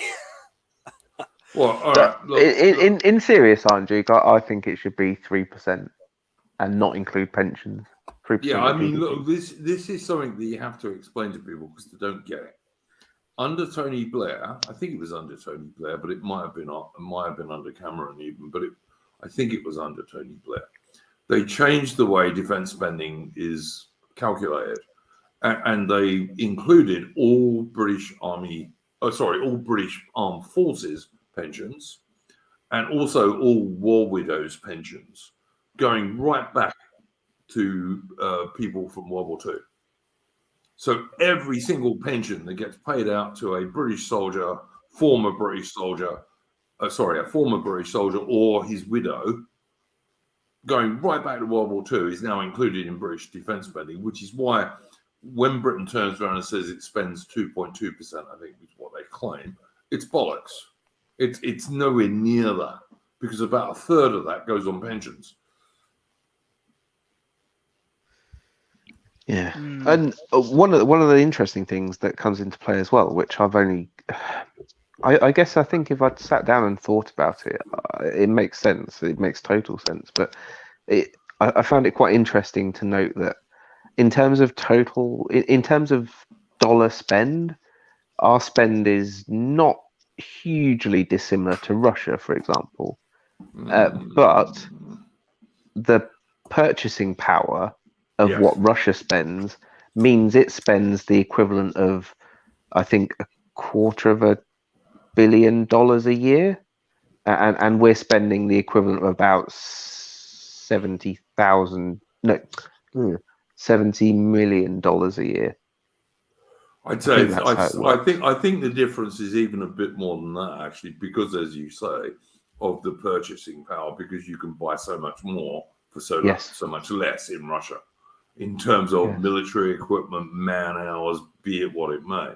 But yeah, look, Steve in the chat saying British Army down to 70,000 troops. That is probably not entirely wrong. I was on a AA stream and I did him a super chat last week, which I hardly ever do anymore. But I did it because I wanted to point out that the British Army today is about 80,000 men with less than 250 main battle tanks, including reserves. Mm-hmm. Now, when I joined the British Army in 1983, the British Army was about 170,000 plus men, and we had 1,100 tanks. That's how far down we have come. And at the same time, the Royal Navy had 70 frigates and destroyers. Today we have 17. And the same thing pretty much has happened to the RAF, relatively speaking. British defences these days are pathetic. We have Royal Navy warships going to sea, all Royal Navy warships, not some, all going to sea with no surface-to-surface missile. And the main way a modern warship fights another surface ship is a surface-to-surface missile. And Brits don't have any because the British government won't buy any. But at the same time, we are sending hundreds and hundreds of advanced weapon systems to Ukraine. Now, I thought it was thousands. Yeah, it is. It's thousands. But NLAW missiles are the cheapest of them. They're a single-shot missile, anti-tank missile, that can do top attacks. So they're quite advanced. They're not just a little shoulder-fire rocket. But these things are the cheapest of them, and they're 20,000 quid a round. Javelin long-range anti-tank missiles, probably 3 times that amount. We're also sending Starstreak man-pads, which are man-portable air defense systems. So they're single. They're an air defense missile one bloke can fire and carry. And Starstreaks are, again, 3-4 times that price. What do the Ukrainians do with them? Set them up on blocks they of flats. Shoot them on. Yeah, they blow them up. Well, quite a lot of them are being captured. Some of them unfired. Hooray! Hold on, Iron Duke. I heard that the Ukrainians had pushed the Russians back to the Urals. yeah. You heard this all wrong, okay? I heard that the Ukrainian children and women were accepting Putin's defense in Moscow as we peace treaty in Moscow as we The speak. ghost of Kiev has dropped a super smart missile which destroys every living Russian within 200 miles. And the world is planning to celebrate with a transgender parade in Kiev. It would be transgender, wouldn't it? I heard Zelensky was going to serenade us with his special piano skills. That's what I heard. Oh, listen, guys, to bring this back a little bit more serious, Putin recently did a speech in which he said some of these weapons are going to end up being used by terrorists, right? Yes. And people deliberately misunderstood him, and it was deliberate because follow-up questions at that press conference made it very clear what Putin meant. Is that terrorists are going to get hold of some of these things like Starstreak one-man anti-aircraft missiles, and they're going to use them against civilian airliners. Yeah. Now, let us remember that there is no more globo homo organization in the world than the United Nations. And according to the United Nations, the Ukraine is one of the most corrupt nations in the whole of Europe. Far, far worse, according to the United Nations, than Russia. But we are just sending these people willy-nilly thousands and thousands thousands of pounds worth of weapons. I'll tell you what was interesting, Anjik. My wife, on that sort of subject, my wife sent me a screenshot of all these newspaper headlines from the last sort of few years, sort of talking about just how corrupt Zelensky was and how corrupt his government is and blah, blah, blah. And yet overnight, it's the country of saints and Zelensky is a saint. And Zelensky, apparently Zelensky quoted Shakespeare and Churchill, so he must be a good man. Yeah. It's just absolute bollocks, frankly. I mean, you couldn't. At least in the past, they pretended these politicians were, great statesmen. If they weren't, I mean, Zelensky is just an actor, a literal actor. He's a comedian, isn't he? I don't know. I believe no he's idea. a comedian. Oh, I'll tell you another interesting one that's worth. He's not very funny. I've never seen anything he's ever done. I'm just judging him on his recent performances. Are you kidding me? The Ukrainian resistance is the best joke I've ever seen. Yeah. Yeah, all those Ukrainian women are going to hold up the Russians. But yeah, it's well, they'll keep them busy for 5 minutes, wouldn't they? Yeah, one way or another. But yeah, but of course, when they get killed, all the Western media will throw them around and say Russian war crimes. When it's the Ukrainians are telling them to chuck petrol bombs at the Russians. But listen, this is what I'm trying to. I'll give you another point. I have to bring this up actually because people who know me know that I am not somebody who thinks the JQ is the be all and end all of everything. I just don't. I think it's vastly exaggerated. I'm not saying there's no truth in it because there is some, particularly in America. But in general terms, I think it's vastly exaggerated. It makes like, all us poor Gentile victims, But two countries who have not slagged off Russia are India, which the Americans are actually talking about sanctioning, which I think is insane, but go for it, go for it. But who else is not slagged off Russia is Israel. But there's not a single word in America about sanctioning Israel. Ain't that strange? Yeah, very. It's almost like Israel's full of It's almost like Israel is a different case from everybody else. So something that rhymes with bikes. Yeah. Dykes. You got it. No, look, Richard Ford in the chat. There you go. Everyone who knows me, like Atman, for example, and George, and I think also John, No, I'm not. I'm not one of these. I've never heard you actually talk Yeah. about it before, to be honest. Yeah, This is- I listen. I do think there's a little bit of truth in the JQ. They're overrepresented in some places, and certainly they have far more influence on American foreign policy than they ought to. But in general terms, I am not anywhere near a Nazi larper or anything of that nature. One reason I detest people like PA is because I'm not a Nazi larper. All right, but you have to look at it. India might get sanctioned by the US for not being anti-Russian, but Israel won't be. And why? I mean,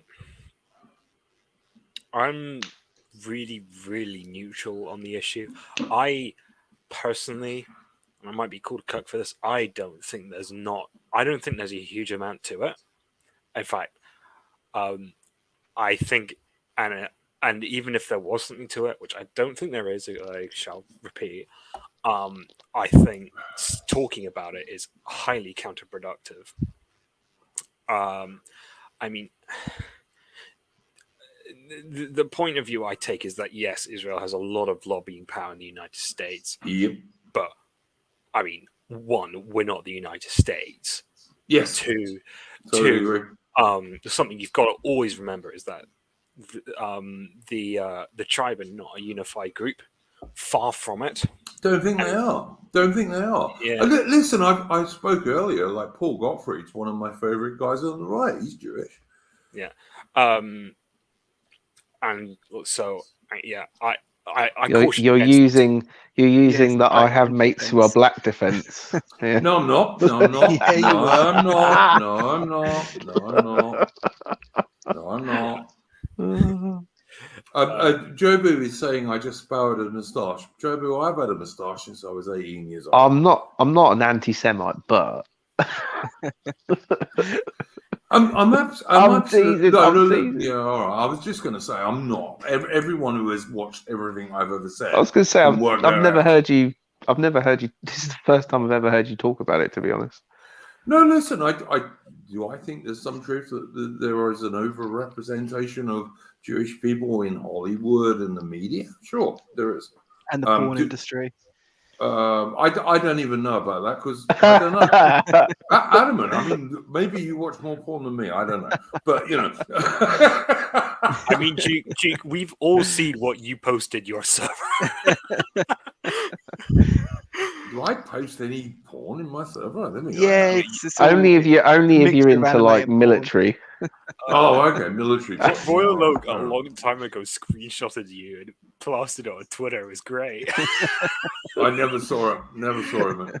But yeah, no. Listen. I like I said, is there some truth in it? Yeah, all right, sure there is. And as people have agreed with me, they have Israel has far too much influence on American foreign policy. But I do think it's strange that if India is going to get sanctioned by the US and Israel isn't, then at the very least, it's going to give everyone who thinks that there is a big deal, it's going to give them an enormous amount of ammunition. Yeah. Oh, what do we reckon the outcome is of all this business? I don't know. I'm still not finished with British defence. I haven't even started yet. But don't even get him started on a women anymore. I was trying to, bypass. No. Listen, I'm going to talk about. I've got another stream coming up with Don the Pleb, and hopefully Binary Surfer on the 10th. On the 22nd. On the 22nd. Is Binary Surfer ex-military? I thought it was a HR girl. No, I think he is ex-military, actually. Okay. I understood he was, anyway. Did he wear a frock in there as well, or is it just in HR? My goodness. Yeah, I'm not sure. I don't have this. I actually like Binary Surfer, so I'm not going to... Not a massive fan, so I'll let you move on. Yeah, I'm not a huge fan either, but I'm hesitant to slag off your future guests. So. Well, he's not my future guest because it's going to be on Don's channel. Okay. I've liked Binary Surfer for ages. He strikes me as quite a sensible bloke, but I'm not on Twitter, so I miss everything that goes on Twitter. So maybe he's done stuff on Twitter that I wouldn't like. I've got no idea. But yeah, I think he was ex-military as far as I know. Otherwise, there would be no point in him joining Don and myself for a stream on women in the military. So I know some of that crowd like to think they're in the military. That's all. You don't have to comment. I know you tread the borderline very carefully, aren't you? I just don't think anyone's going to get on Don's channel talking about the military if they weren't in the military. I mean, you know. No, I'm quite surprised because I've watched a lot of the places that Binary often appears. I never got the impression he was ex-military. As far as I understood it, he was just in HR. I've mainly seen him on Don's channel. Fair enough. To be honest, I like on Don's channel or in the chat on Don's channel, which he often is. I don't know. I mean, I have no idea. Colin Liddell's in the chat, and I like Colin, and I've done several streams with Colin, but I'm drifting away from him at the moment on this Ukraine issue. I really am, to be honest. Colin, I have to say to you, mate, like I like you. I think you're a very intelligent bloke. But I don't agree with many of your takes on this Ukraine stuff that's been going on. I haven't. I think you can make some strong criticisms of Putin from the right. I think you can too. I think you can too. But they've got a big problem with abortion in Russia. It's not a base station particularly. But my criticisms about this stuff are not about Putin. They're about the West backing Ukraine. Yeah. But like another thing as well was Putin is immaterial almost, as far as I'm concerned. But yeah, like I mean, one of the I used to say for years that people should be looking at China, not Russia, and he's kind of just reinforced a lot of the paranoia of the liberal elite. Well, I don't think he's reinforced. When you say reinforced, do you mean in their eyes or in the general public eyes? In their eyes, but yeah, probably in the general. Well, because I don't think you're ever going to dissuade them from the elites from their paranoia. But I think you'd be right if you said that he's just reinforced in the eyes of the general public the elite's paranoia. Yeah, well, via our completely dishonest mainstream media. Sure. Oh yeah, but people are stupid and they don't care about that. Yeah, absolutely. Colin Liddell saying Putin is a gangster, simple as. Don't agree with that at all. I don't. If Putin's a gangster, then what do we call our so-called liberal democratic leaders in the West? Like, because most British people have wanted an end to mass immigration for the last 60 years. Yeah. What are our people if they are? Why are they not gangsters then? I can't go with this. I don't think Putin's either a good or a bad leader. Nor do I. I think but I would say he's a more pro-Russian leader than either Biden or Johnson is in UK or America. I was about to say he's not a good or bad leader. He's a Russian leader. Yeah, and I mean, you can tell from his I really respect the Russian people, and I really appreciate how they think of things because they've just been hit by a whole bunch of financial shit. Their economy is pretty much in the toilet, and Putin's approval ratings have gone up. They go up. Can you imagine if Alexander Johnson in Britain acted like Putin but in British interests, how popular he would be? With real British people? Yeah, all right, you'd get the liberal lefty intelligentsia wanks, and you'd get all the vast numbers of immigrants who pretend they're British not liking him, but the vast majority of real British people would fucking love him. What is interesting is that we are essentially in a proxy war with Russia at the moment, and Boris Johnson's approval rating hasn't budged. Normally, war's pretty good for the incumbent, right? But we're not actually fighting. All we're doing. No, we're not. Well, we're fighting. We are. Putin. We're fighting Putin with our mouth and with the money of the average British people. Well, this is the thing. We may not be using British bodies, but Ukrainian bodies are certainly using British arms, which are coming from. Well, let's get this back to what I wanted to talk about. all of these weapons that we're sending the Ukrainian wanks, and I do think they're wanks in this sense, because they can't win. The longer the war goes on, the only thing that's going to happen is the more women and children are going to get killed. So if you're in favor of women and children not getting killed in war, then you're a moron if you want Ukraine to hold out.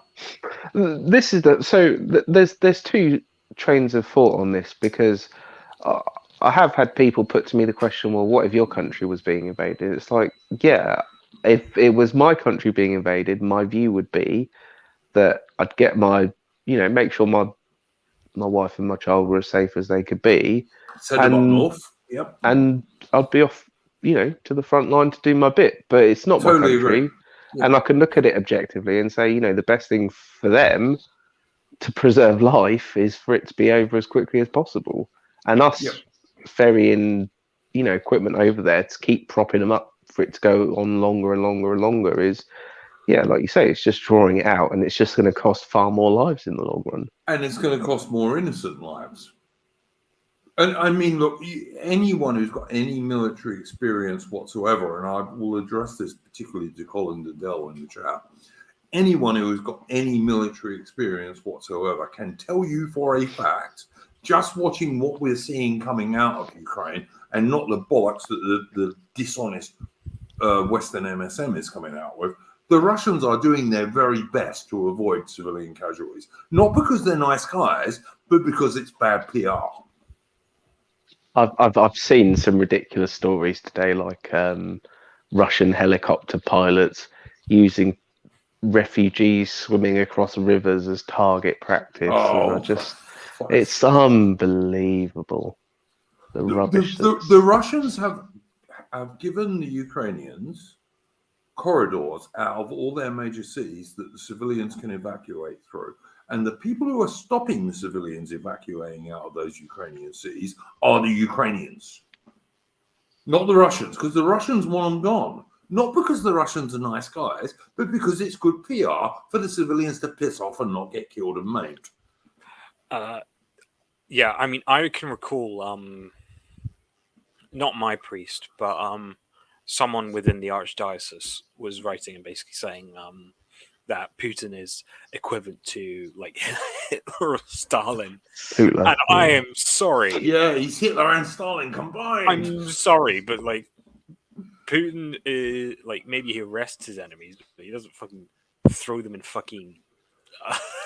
I saw one video 2 weeks, maybe a week ago, come out of Russia where they were arresting peaceful protesters, and there's Russian police lead away this person who was meant to have been a Leningrad kind of thing, and it's like they were so gentle with this little old lady, and it was such a contrast to see how gentle the Russian police were being with that little old lady compared to how gentle like the Australian police have been with little old ladies, and the Canadian police have been with little old ladies. And I'm not saying I'm fairly certain Russian police can be just as heavy-handed as those, but it was just a really interesting contrast.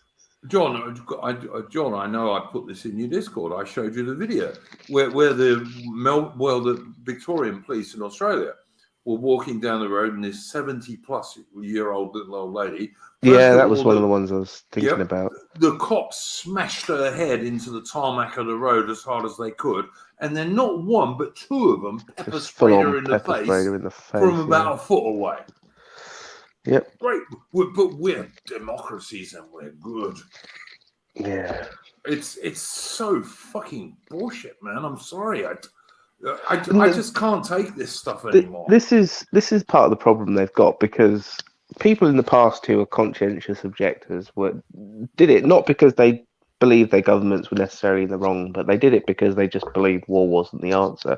And I think the way the West have acted over decades, and the things they get up to that they do tell us about, let alone the things they get up to that we suspect but they'll never let on, it's got to be the case that so many people now just, I feel like I've got split loyalties, because in theory, if my country says, what's good for Russia is bad for us, I should be able to back it. But I just look at the people who are telling me that, and I go, you know what, I can't. No, there's nothing about you that's trustworthy. Like, I want to be patriotic for my country, but I just don't believe what you're telling me. But you see Ukrainian flags flown in places all over the UK, where if you flew the great old Union flag all across the St George, or well, in you get Scotland, Labour MPs scoffing at you, as if you're some kind of lunatic because you fly they'd be across the St George. Yeah, they'd be calling you a gammon racist, But it's okay to fly the Ukrainian flag. Ukrainian nationalism is great, but British nationalism is evil and bad. Yeah, which is bizarre, so isn't it? pathetic. Because it's like you say, Britain is one of the least corrupt countries on the planet. It's one of the most diverse countries on the planet. It's one of the least racist countries on the planet by any metric. It's one of the most wealthy countries on the planet. We should be able to fly our flag with pride. We are a good nation that does its part to help people where it feels it can. You've just listed a whole bunch of bad things. I know, but listen.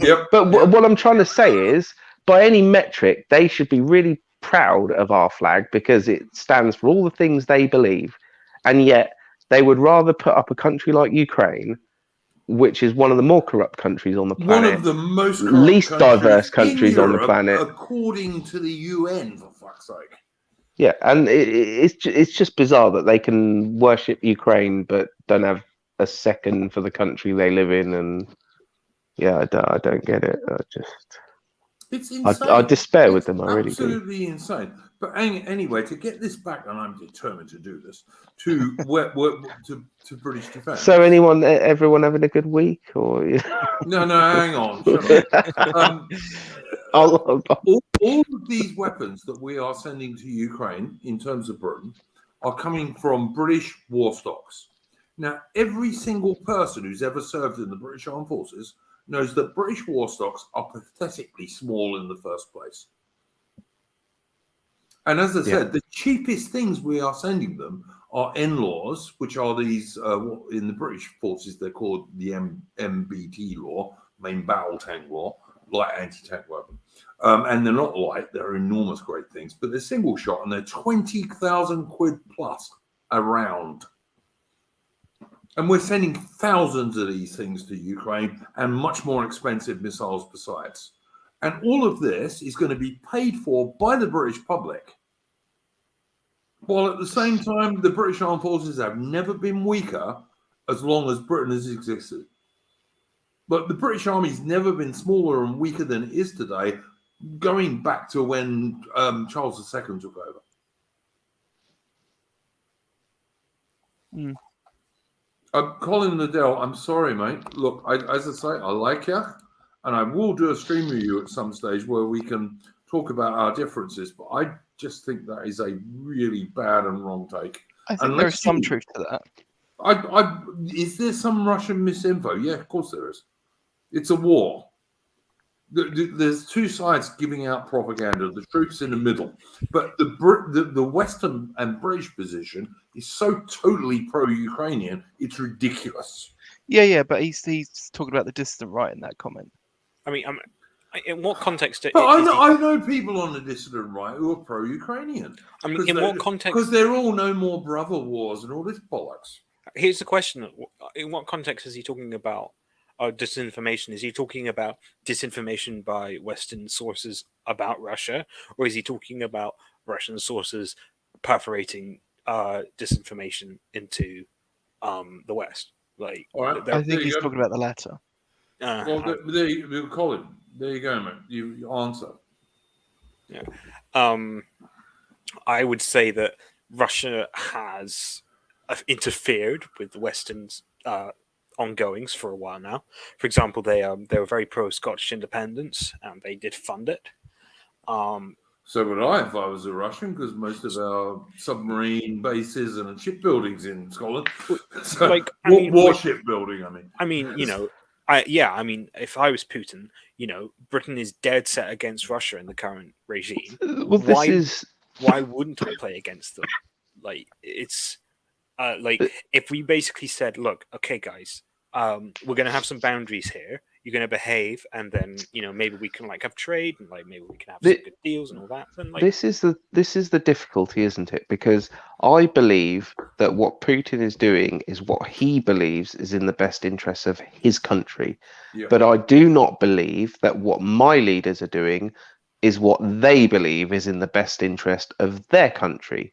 No. And that's why I have a lot more sympathy for the Russian cause than I do for our cause, because I believe that my leaders are trying to operate in what's in the best interest of the globo homo rather than what's in the best interest of Britain.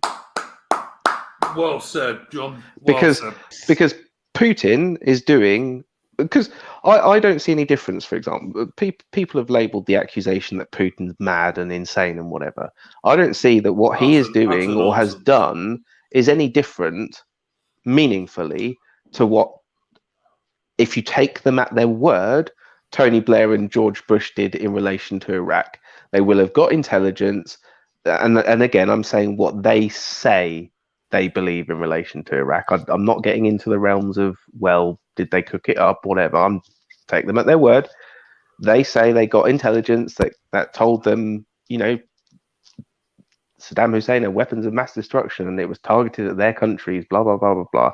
I don't see why it isn't possible that Putin's had the exact same type of intelligence and is operating on that. I genuinely believe he is doing what he thinks is in the best interest of Russia, and I don't get the same feeling from my leaders. And all I expect my leaders to do is operate in the best interest of their particular country. Yep, totally agree. Totally agree with that. George, Adam, me, that's exactly what I want our leaders to do. Yeah, I agree with that. No, I think Putin is. I mean, I don't want someone like Putin to run Britain. I want. You know what? I shouldn't have Putin running Britain than Johnson. I have to say, just a sec. I mean, I don't want someone because Putin is the ideal Russian leader. He's not the ideal British leader. I want in the same way Russia though has the ideal Russian leader. I want Britain to have the ideal British leader, and I don't think it's a wrong thing to ask for. And Putin obviously is willing to take tough decisions, such as invading, annexing Crimea and invading another sovereign nation in order to do what he perceives to be best for Russia. And I would like to see Britain do the same. Exactly. And one of the other things that I'm reminded of is that Putin said something like, "We don't need immigrants in Russia. Immigrants need us. That's why they come here. We don't come to them; they come here. So stop whining." And I would kill for not anyone in the West to say that. Any MP would be a star, not necessarily prime minister. Have some goddamn backbone. Totally agree. So I don't think Putin's like a good man. I don't think he's. No, I'm certainly. I don't even think you need a good man to run your country. You need someone who's got your own interests at heart. Yeah, and I don't even think I would consider an alliance with Putin. I'd certainly consider good relations with him, but alliance, no. No, I don't think Britain could ever be allies with Russia, but we could certainly be neutral. But I would have far more time for our leaders if instead of banging on about democracy or whatever, they just said, actually, Ukraine's really strategically important for us. It supplies us X% of our grain, X% of this. So actually, there is a reason it's in our best interest. But they don't. They just bang on about the globo homo, my democracy, my free nation, LGBTQ rights. And it's like, sorry, I don't care. That's got nothing to do with England. Get wrecked. It doesn't deserve my money. See you later. Not interested. I don't care who runs Ukraine. I don't care. I don't care whether a movie star or a gangster run Ukraine. It's of no difference to me. It makes no difference to my life, and my leaders haven't been able to demonstrate how it would make a difference. So I'm not interested. Look at what Alexander Johnson, our so-called British leader, is doing. What he's doing is, first of all, he's not doing anything to strengthen Britain's defences, but he's giving away loads of British weapons to Ukraine, some of which will end up in terrorist hands without a doubt. But he's also going on this insane net zero stuff, which is going to lead to elderly British people freezing to death every single winter because they won't both be able to afford to heat their homes and eat. And the sanctions that are being put on Russia are just going to make that worse. Yep, 100%. It's absolutely, there's no looking at what's good for the British people because Alexander Johnson doesn't give a monkey's fuck about the British people. Doesn't care at all. In fact, and his idea of the British people sure ain't any of ours. It ain't the Anglo-Celtic people. It's just everyone who's in Britain. Many of whom are actually Pakistanis or whatever the fuck else they may be. I'm sorry, but it's true. Colin Liddell in the chat says, early 2014, Putin sees his puppet kicked out of Ukraine, blames America. I'm sorry, Colin Liddell. But as I think there is ample evidence that the colour revolution in Ukraine in 2014 was absolutely backed by the CIA. And as every colour revolution since day dot. Yeah. I mean, like, you know, it's like having a go at Assad in Syria. Now, Assad ain't a nice bloke, but on the other hand, he's not an Islamist. And he doesn't want to send terrorists to the West. And we've been backing Islamists. When I say we, Britain and America, we have been doing that. And I'm just sick of it. Same in Egypt, same in Libya, same in Iraq. Libya. What did that vile filth Hillary Clinton turn around and say after Gaddafi, who was not a nice man, but after he was killed, we saw, he died. Yeah, with a bayonet up his ass several times. Yeah. I bet Hillary loved that. Wow, what beautiful fucking democratic values. There's just so much hypocrisy around this shit. I'm sorry, it makes me angry. It really does. Because I want real statesmen and politicians who do things in the interests of their own nations. And I think what's really going on here is that Globo Homo, which is it's dying. I don't know how long it's going to take. The American to die. Empire. Yeah, it's not just the Americans. It's unfair to totally blame it on the Americans because the City of London is a big part of it, and like the EU is a big part of it.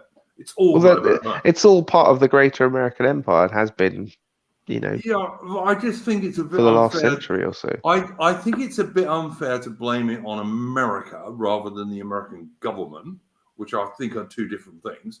You know, the British government isn't the British people, because if it was, we'd have no immigration and there wouldn't be thousands of people coming across the channel every month, you know? So you can't just say America. You have to say the American government. You can do that for sure. But Globo Homo is in trouble. It's losing. It might take quite a few years yet to lose, but it is losing, and this is it thrashing out because it can see it's losing. One of the things I saw recently that I totally agree with is, in all human history, from the time there have been nation states, every nation state has a right eventually to go to war in its own interests. Yep. But the Globo Homo says, no, you can't. And I see it constantly with people saying, oh, you haven't got a right to invade another country. Yes, you fucking have. If it's in your interest, you can.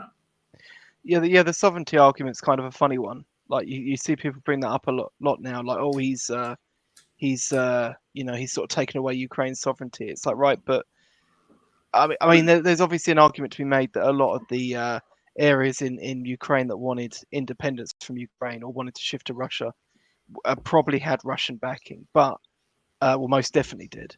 But you know, you have to kind of say, well, what about their sovereignty? And of course, the actual truth of the matter is that sovereignty itself is a bit of a myth. It's not like some interchangeable human right that. There's no such thing as a human right. Again, as well, sovereignty implies independence, and Ukraine has demonstrated it's not independent. It's relying on a $1.2 trillion annual defense spend organization to prop it up. Yep, totally right. I mean, also, if the Americans stayed out of Ukraine, Ukraine would be in the Russian sphere of influence. It just would. For anyone who's pro-Ukraine, I've just got one question. Tell me why it is in Britain's interest to be any way involved in Ukraine, because Totally agree. no one's been able to tell me why.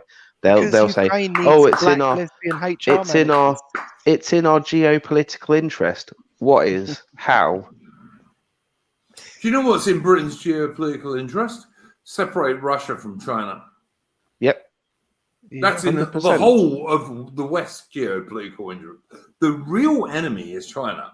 All we've done since the collapse of the Soviet empire, if you will, is push them away. And really, Yep. the collapse of the Soviet empire, and Thatcher to an extent tried to do this, should have been time to sort of bring them into the fold and say, Well, didn't Putin even tried to join NATO, and NATO just said, "No, fuck off."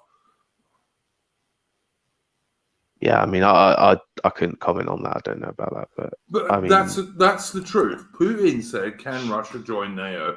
Years and years and years ago. By the way, I'm talking about when he first came into power, and NATO just said no.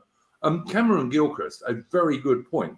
This is what's really going on here. Globo Homo doesn't even recognize spheres of influence. They don't. They just think the world is this one Globo Homo system. And this is what the war in Ukraine is really about. It's not. It's about independent sovereign states versus Globo Homo. And I am always, always, always going to be on the side of independent sovereign states. yeah, I mean, the argument with that is that, Russia's all about, Russia would do the exact same thing. Like if it could do Warsaw Pact 2, it would. Let's not beat around the bush. But that wasn't Globo Homo. That was for their own interests. And I hate, how can I describe this? Like the Warsaw Pact was even more of a Russian overlord thing than NATO. I know Warsaw Pact was a response to NATO as well. Like I do know that. I understand that. Yeah, but it's not even that. It's that Warsaw Pact was basically Russia running these countries and saying, "Well, you're going to join the Warsaw Pact." But back then, NATO was more a lot of independent nations getting together. It isn't anymore, and it hasn't been for ages. And in fact, NATO should probably have stopped being NATO when the Soviets fell. NATO's got a bit of a worrying problem, hasn't it? Because the longer it goes on and the more the kind of Western power recedes and sort of brick power grows, NATO starts to become a bit of a millstone around the neck, because it's all well and good when you have the monopoly on power to say that, if any one of us is attacked, we'll all clap back. But when you cease to have the monopoly on power and you're tied into a contract that says, well, if the person who does have the monopoly attacks one of these other states, you've got to, put your life on the line against this bigger power. It becomes a bit of a millstone. It's a bit of a disaster. And of course, the more smaller states you bring in that would have been, borderland states, which is exactly what Ukraine means. The more of those states you bring in, the more risk you actually bring of, that disaster happening. I think over the next 10 years, NATO will probably see some of its power and influence start to dissolve a bit. Oh, I think quicker than that and more than that, Alan, to be honest. But yeah, anyway, on that, I'm going to have to head off. No worries, mate. Thank you for joining. Yep. Cheers. Guys, look, I just want to say this. It's like there is no chance whatsoever of Russia launching a massed armored attack across the border into what is now supposedly Western Europe, including all the Baltics and all the rest of it. It's never going to fucking happen. Russia's not strong enough to do it. Why is NATO still a thing? I just don't understand. Well, NATO should have been dissolved when the USSR was dissolved. That's my point. Yes, I totally agree. It served a purpose for a particular time. We can debate whether it should have done in the way it was or whatever. There's every single every single minutia of it you could debate, but ultimately it was set up to counter Russian when regional influence. There would have been hundreds of or thousands Soviet. of soldiers. There would have been hundreds of thousands of soldiers and tens of thousands of tanks heading into Western Europe. As soon as that was not the case anymore, there was no reason for NATO. And yet, what has NATO done? NATO now has a border about 64 miles from St. Petersburg. Which 5 rounds of expansions. 64 miles from St. Petersburg, Russia's second city. Would America allow Russia or China to have a base 64 miles from Washington, D.C. or from New York? I don't think so. It's just utter nonsense. It's like we live in this moronic world now where, Russians bad. Why? Colin Liddell in the chat saying EU and America were drifting apart. Putin has pushed them back together. Actually, I don't think that's true at all, Colin. I think that what ultimately is going to happen from this is they're going to drift apart much more. Much more. Germany's not even agreeing with America at the moment. They're still buying enormous amounts of Russian gas and oil. I think you look at certain things like Poland wanting to donate its old Soviet era aircraft to Ukraine, but not feeling able to do so off its own back because it needs to be done by the sort of senior NATO partner, and the senior NATO partner basically goes, "Oh, no, I don't really like that." Not doing that. Well, it was also partly Poland wanted to modernize its air force, but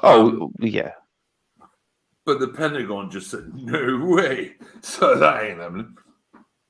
But yeah, it's I don't know. You look at Ukraine, you can see very clearly that the Russian military are doing their absolute level best not to kill civilians.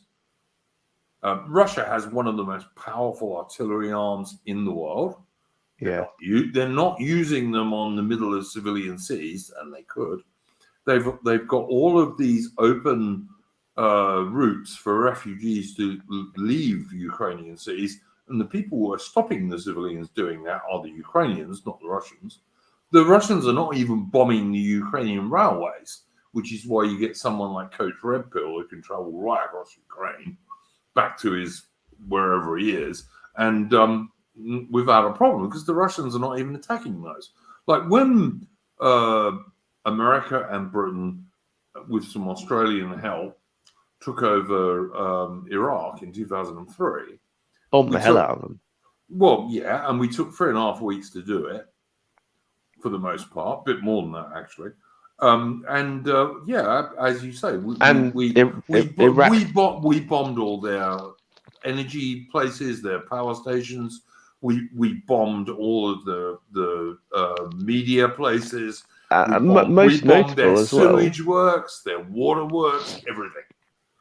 Most notable as well is that Iraq was using vehicles from World War II and just thereafter, and it didn't have 1.2 trillion annual defense spend backing it up. Well, Iraq actually had a bit more modern stuff than that. But it did, but very shortly after the first wave, they were back on World War II era tanks. I'd say 1960s tanks, but yeah, all right. There were more 1960s than World War II, but yeah. But like we did far more damage to civilian infrastructure than the Russians have done. Yes, and we did it on purpose. And if you look at the civilian casualties, well, actually, that's a bit confusing with the first Gulf War, but yeah. But if you look at civilian casualties in Iraq and Afghanistan, they were enormous. And it wasn't because British or American soldiers really want to kill civilians. It's just if you're going to fight a war and a load of civilians around, they're going to get killed. The Russians are trying to avoid that, and it's obvious to anyone with any common sense.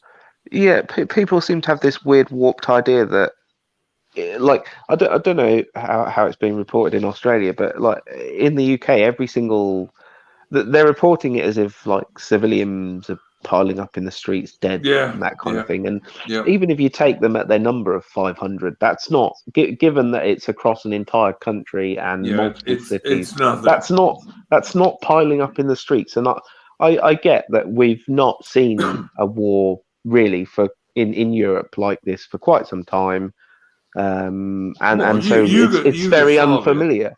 It's very Yugoslavia. unfamiliar. Yeah, but I mean, even that's like, for my generation, that's like I know about it because I've looked it up and I kind of remember it a little bit. But for my generation, we've not really known a conflict in Europe that's in our memory, and so it does seem shocking. But really, and I don't want to minimise it because for No, the individuals 500 involved, it's people is horrible. But nothing. when you're talking about a war across the whole country where they're supposedly, they've got these incinerators behind mobile incinerators to get rid of all the war crimes. And it doesn't all stack up. It just sounds like such a load of nonsense. And Well, I mean, look, everything the incinerators, the Russians were going to burn the bodies in.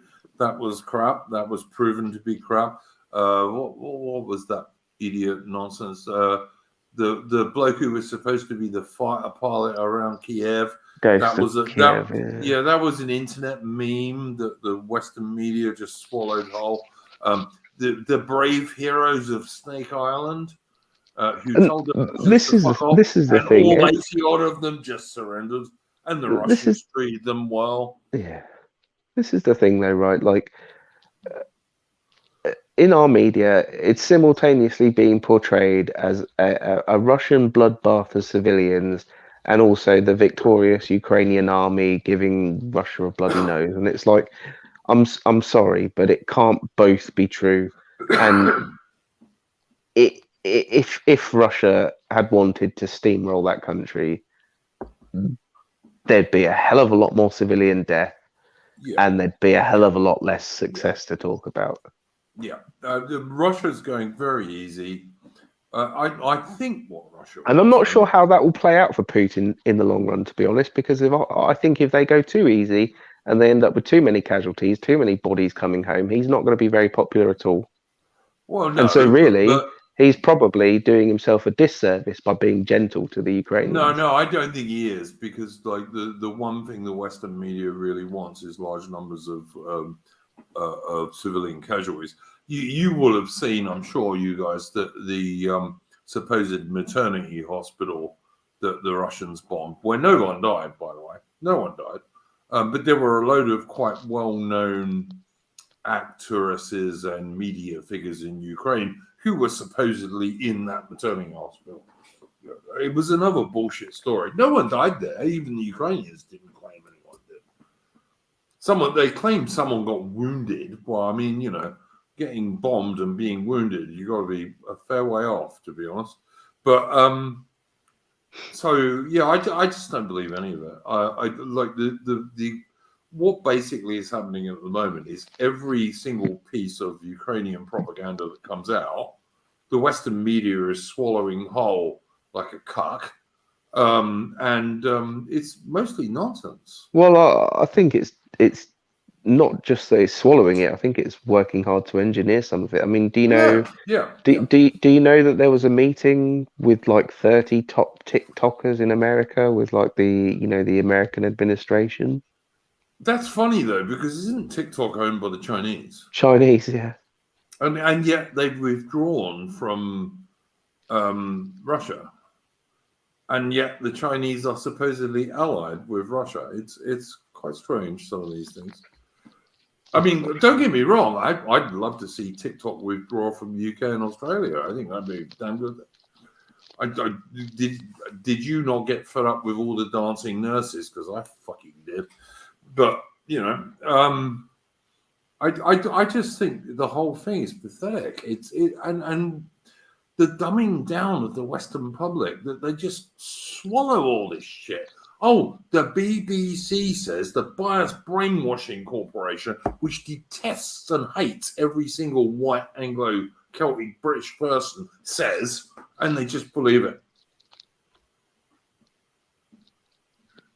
But if the BBC does a story on British Energy, they'll have a black person in the photograph.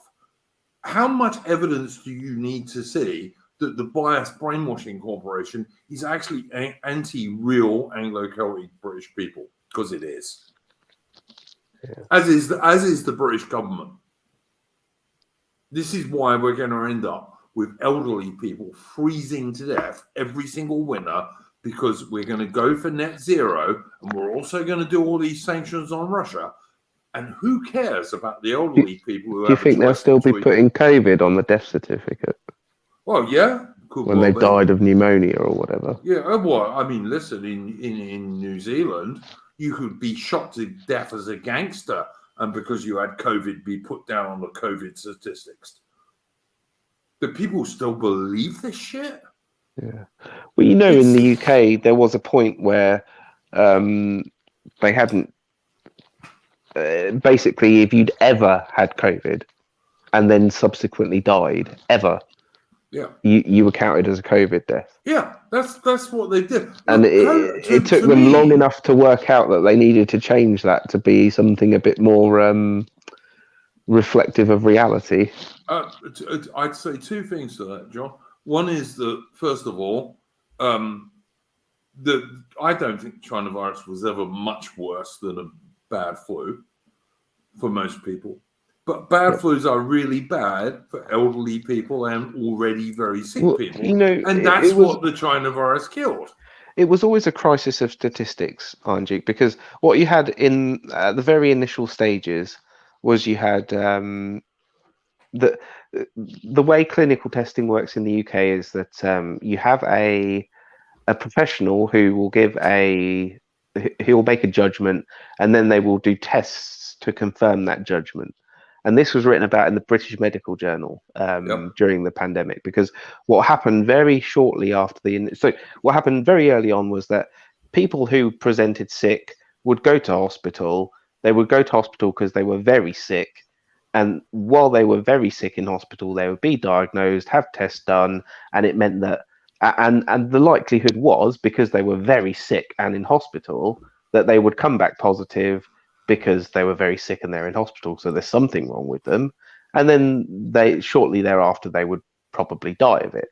And because the positive tests at that point in time correlated very strongly with deaths, because the only people being tested were people that were really, really sick coming into hospital. Yeah. It meant that when they started to test the general public and saw that there were lots and lots of tests coming back positive, they panicked, because at that point in time, they thought, oh no, positive test means death.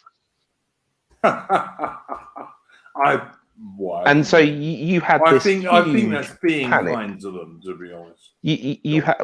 Again, if you take them at their word and you don't get into all the kind of, it's a WEF conspiracy or whatever, and I try and take things at their word, and I think there's more than enough evidence to suggest that a significant part of it, was panic by idiots who were then led by the Marxists of Sage and things like that into taking these decisions, because the Marxists of Sage don't have the power in the UK independently of government. They have to manipulate government, and they manipulated government by scaring them, and they scared them using these statistics, which made it appear very deadly, when actually, yes, if you got that illness and you happen to be particularly old, often with lots of other stuff going on, it was not a pretty thing to have. But for your average person,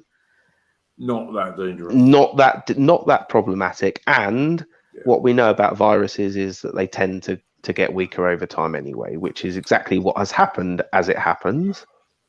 Yeah, the other thing I'd say to that is that, like, what I'm watching now, if you can find it in between all the rubbish on Ukraine, you will see that in Australia, in Britain, I think also in America, they are now saying that next winter we have to worry about flu as well as the China virus. But flu apparently totally disappeared over the last 2 years, which, like, to me is scientifically impossible. Well, You know, being a big there's science fan. And, so I mean, part of the reason why the flu, quote unquote, disappeared is genuinely because the transmission rate of flu allegedly is lower than that of the coronavirus. So it meant that some of the actions that were taken for the coronavirus would have limited the spread of flu. So there is scientific evidence for the reasons why flu would have been it's also lessened, some of the tests but you couldn't quite a tell lot the of what was difference. flu was just misdiagnosed as COVID, I should imagine. Yeah, the test couldn't tell the difference. Absolutely. Yeah. Right. So there's we will have flu next year, worse than this year, partly partly because it will be recorded as flu and not COVID, and partly because we're living a normal life again, or some places are, relatively speaking. Yeah, I don't know. Look, I still see. I saw a bloke Well, today riding. What's it along like the road. in Oz? I saw a bloke today riding along the road on his bike wearing a mask. I'm not going to on lie. his own. It's just pathetic. It took a little bit longer after the second round, but I think most people in the UK now, I don't see many people with them on anymore. Not even the elderly. In fact, Yeah, no, it's dying a death.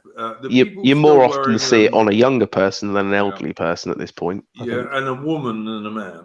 Yeah, for sure. Yeah. I don't know, George. You haven't said anything for ages. What do you reckon, mate? What can I say that hasn't been said about COVID? Well, not just COVID, but I mean also this whole system we're living under, where the MSM feeds people information which is complete like propaganda, and everyone just believes it. It's crazy. Well, but forgive me for a second because I have to go to the loo. So excuse me. I mean, I guess we can briefly talk about the fact that most people.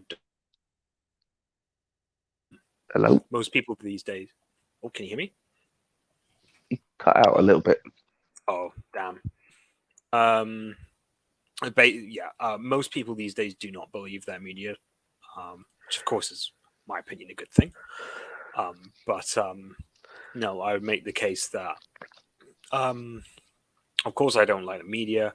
I mean, just about the only media I listen to these days is Tucker Carlson, and like, I particularly like American news or anything. It's because I find it very refreshing listening to him. Apart from that, I mean, there is not much that can be said about COVID that hasn't been said a million times. I don't like it. I think it's a medical dystopia we're living under. Yes, I would change it if I could. I'm of course, I of course used to be very not pro-vaccine, but I used to not think it's as suspicious as it is now. You can salt that to taste. Like there's not much else I can really say that hasn't been said 1,000 times before. I don't think you should be wearing a face mask anymore. I think if you're doing that, you're playing their game. Stop it. Genuinely, just stop it. Apart from that, there's really not much to add. So I guess we can read the chat or something. Yeah, look, there's two things. I think, like, I don't think Russia could ever be Britain's ally, but I think there is a perfectly easy way for Britain and Russia to be neutral to each other, because Britain is a whale when we do our stuff correctly, and Russia is an elephant. Like, Russia's a land power, Britain is a sea power. That was always the way things pretty much worked back in the day. China, on the other hand, I think are an ideological enemy that are a real enemy. Like, China sees itself as having the possibility of becoming a world hegemon, and I don't think Britain should support that for one tiny second. Like, the people on the right who are pro-Chinese Communist Party, I think, are morons.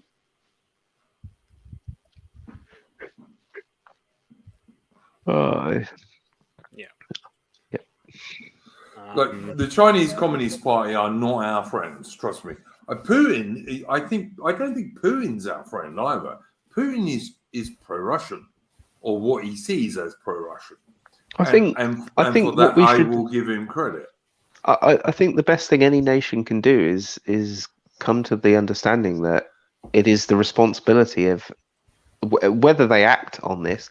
It is the responsibility of every nation and its leaders to prioritize that nation. And so, if every nation operated on that basis,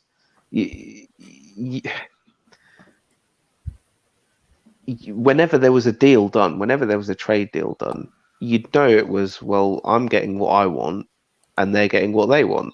And it's not, they're not doing that for my benefit. They're doing that for their benefit. And if everyone operated on that basis, the world would be a lot simpler. Instead of pretending like, oh no, we're doing it for the good of democracy. Like, no, you're not. This is a load of rubbish. The only reason you do democracy is because you think that's what you need to have for you to be in power. Yeah, no, I totally agree with that. And this my democracy shit is like really worn thin on me over the years. In the end, a nation can only depend on itself. Like when Argentina invaded the Falkland Islands, the only people who were prepared to go back and recapture the Falkland Islands and liberate them were the British. Yeah. If we'd have depended on allies, it would never have happened. No. You have to have armed forces strong enough to defend your own interests. And Britain, to be clear, Britain doesn't have those at the moment at all. I want to be clear on this as well when it comes to the Falklands. That very nearly didn't happen anyway. And it is possibly only due to the intervention of people like Enoch Powell, who held Margaret Thatcher's feet to the fire, that happened. Well, and also, to be fair, the head of the Royal Navy at the time, who marched into Mrs. Thatcher's office the day after the invasion in full uniform and said, yes, the Royal Navy can form a task force strong enough to take the islands back. And she believed him. And she was right, of course. And this was a bloke whose dad was killed on HMS Prince of Wales in World War II when the Japanese sank the ship. Oh. So he knew what it was about. Yeah, he had that tradition. He fought in World War II as a junior officer. And he marched into Mrs. Thatcher's office the day after the Argentine invasion and said to the Prime Minister that, yeah, if you want to take these islands back, the Royal Navy is strong enough just about to go and take these islands back. So, yeah. And listen, I voted for Mrs. Thatcher after that election purely on the basis of what she did. If any of you guys had seen Portsmouth Harbour when HMS Hermes, the flagship of the Royal Navy Task Force, came back, I bet it was chock-a-block. Oh, man, the whole harbour. I went down there. I was 17 years old. And the whole harbour was like a mass of Union flags and Royal Navy white ensigns and families and cute cheeky babes waiting for their blokes to come home. It was just amazing, man. It was like that stuff.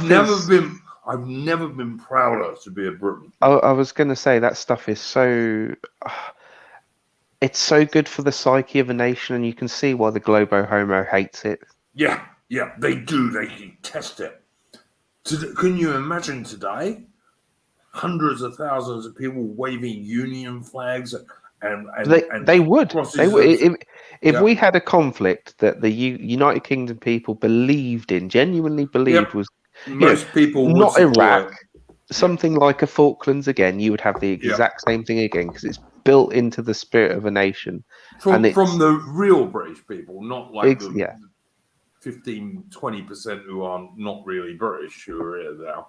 But and not the idiot lefties, etc. But yeah, absolutely. I've never been prouder to be a British guy or an Englishman than when I was at Portsmouth Harbour that day. There were bands playing Royal Britannia. There were bands playing fucking the Royal Navy March and all the rest of it. It was just amazing. Hearts of Oak. It was just amazing. and like everyone was just happy and one people. Yeah, you'll never see that for the Globo Homo Wars, though. You'll No, never they see. do. They You'll never. detest it. They detest it. You'll never see something like that for Iraq because the average British person knows it was nothing to do with Britain. Yeah, the Globo Homo detests it, and this is why they hate what Russia's doing, because it's that kind of war. If Russia wins this war and those troops Oh yeah, go every home, single Russian trooper going home will be a hero. Yeah, they'll be absolutely right. Absolutely right. All the Russians will be standing there with Russian fucking flags. And what Globo Homo does is we wave this. Like Ukraine as a nation was only created in, I think, 1922 by the Soviets. It never existed before that. Well, the Ukrainian flag has become the equivalent of like the rainbow flag, hasn't it? It's just it's another Globo Homo symbol of their hegemony, and it's just. I mean, what did we get out of Ukraine? And Colin Liddell is saying in the chat, I'm waxing lyrical about 1982. Colin, I know you're old enough to remember that. I think you are anyway. It was the greatest moment to be a modern Britain there's ever been. It was like my father, when Argentina actually first took over the Falkland Islands, my father, who was a British Army veteran, the Argentinians were standing in some square in Buenos Aires and shouting, "Why kill one Englishman when you can kill two?" And they were all screaming and all this. And I was a little teenager, I was like 16, 17.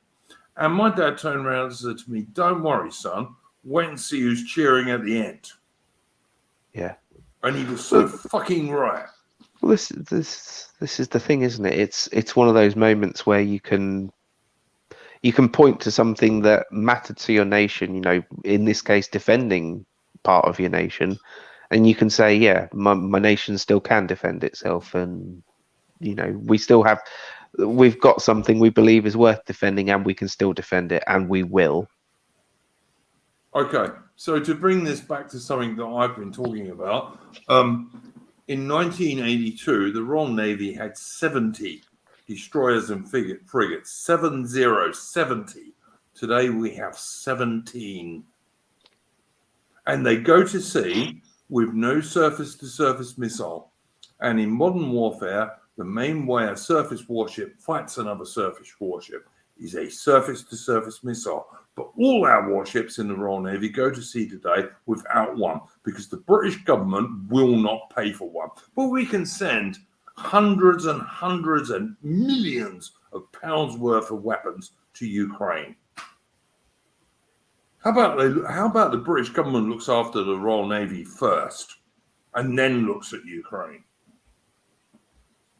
And the British Army, 80,000 men today with less than 250 main battle tanks. When I joined the army in 1983, 175,000 men and 1,100 main battle tanks.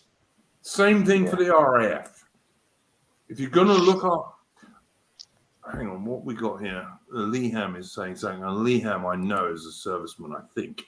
The size of the Navy is smaller than the task force. Yeah, mate, most of the Royal Navy was sent to the Falkland Islands. In the end, we sent something like 45, 50 frigates and destroyers down there. These days, the Royal Navy has 17 in total, and about a third of those will be in refit. Yeah, it's a bit of a joke. It's pathetic, and they're not well armed.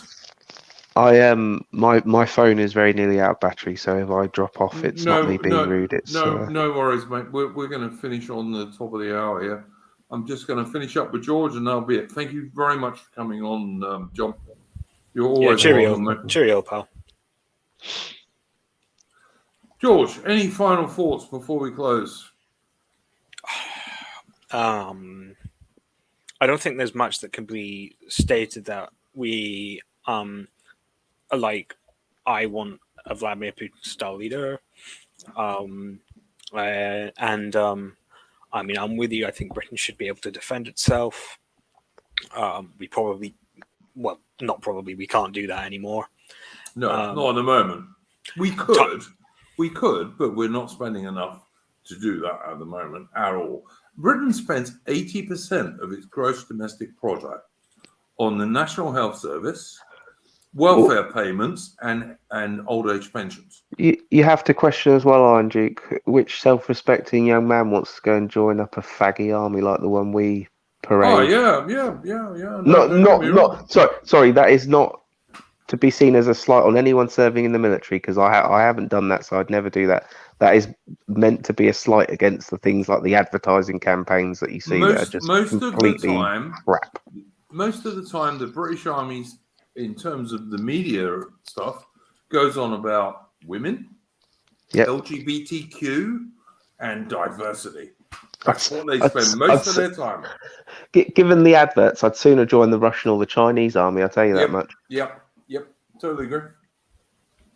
I totally agree, mate. Listen, the British Army used to do great ads back in the day when it was like join the professionals, all that kind of stuff. Yeah, absolutely. The British Army used to do great ads. The ads they do today, I mean, who wants to fight in a British Army infantry section with two whiny women in it who, as soon as the shit hits the fan, are going to be hiding and you're going to have to save them from being raped? Because that's what's going to happen. And the big deal today in the British Army is, we got special body armor for women. Women do not belong in any frontline bit of the armed forces. They just don't. Yeah, correct. There are things they are better at. They're no good at fighting. Paperwork and serving up meals. That's. Look, doctors, nurses, that kind of stuff. Nurses, No, I got no problem with any of that. But yeah, no, I don't disagree. Sorry, George, we interrupted you. Carry on, man.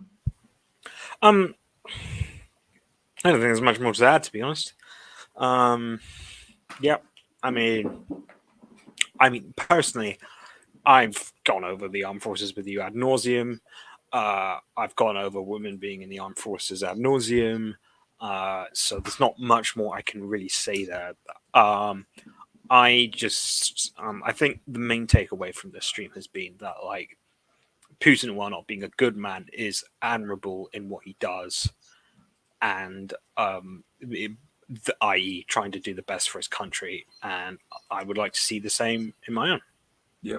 Imagine a British leader who was like Lord Salisbury, whose every thought was, what's the best thing for Britain? Yeah.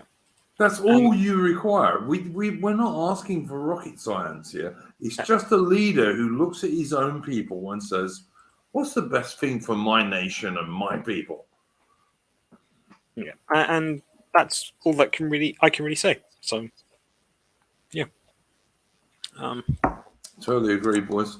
Thank you, George. As always, I'm going to play us out on a tune, but let me just shill a couple of things. First of all, I will be putting Charles's Wellington project in the description later on. Anything you wanted to show, George? Nah, I think I'm good for today. All right. Well, if there's anything people want to show, I will put it in the description. And I will just be saying I'm going to be doing a third stream with Don the Pleb. Probably on Don the Pleb's channel, well, actually on Don the Pleb's channel, on the 22nd of the month at 10 p.m. Greenwich Mean Time on women in the armed forces, and hopefully we will be joined by Binary Surfer, who I like, although some other people apparently don't. But, you know, I'm not on Twitter, so I missed most of this shit. So we'll be doing that. And also next week, we should have an Old Commonwealth stream, which is to say me and some Canadians and Australians, etc. We were going to do it this week, but like it's kind of hard to get a time that people from Canada, UK, and Australia can all watch. But hopefully we'll work that out by the end of next week, and we'll do that. And on that note, I'm going to play us out on a tune. Here we go, mate. See you. Yeah, no worries. Go well, mate. Thank you for coming on.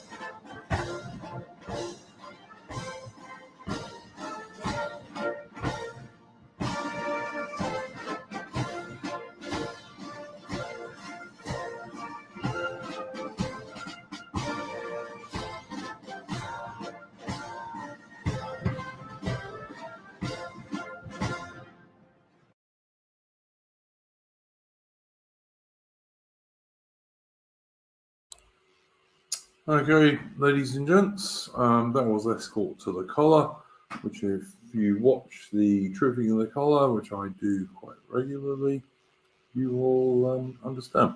And of course, all those drill things that the guys do in the Tripping of the Collar go back to linear warfare in the 18th and early 19th century. So there you go. All right, we'll see you soon. Don't give up hope, guys. We haven't lost yet. Britain never loses. I don't know. I remain stubbornly hopeful we won't lose this time either. But don't believe all the bullshit that the MSM and biased brainwashing corporation are coming out with on Ukraine. It's just crap. And we'll see you next week. Go on.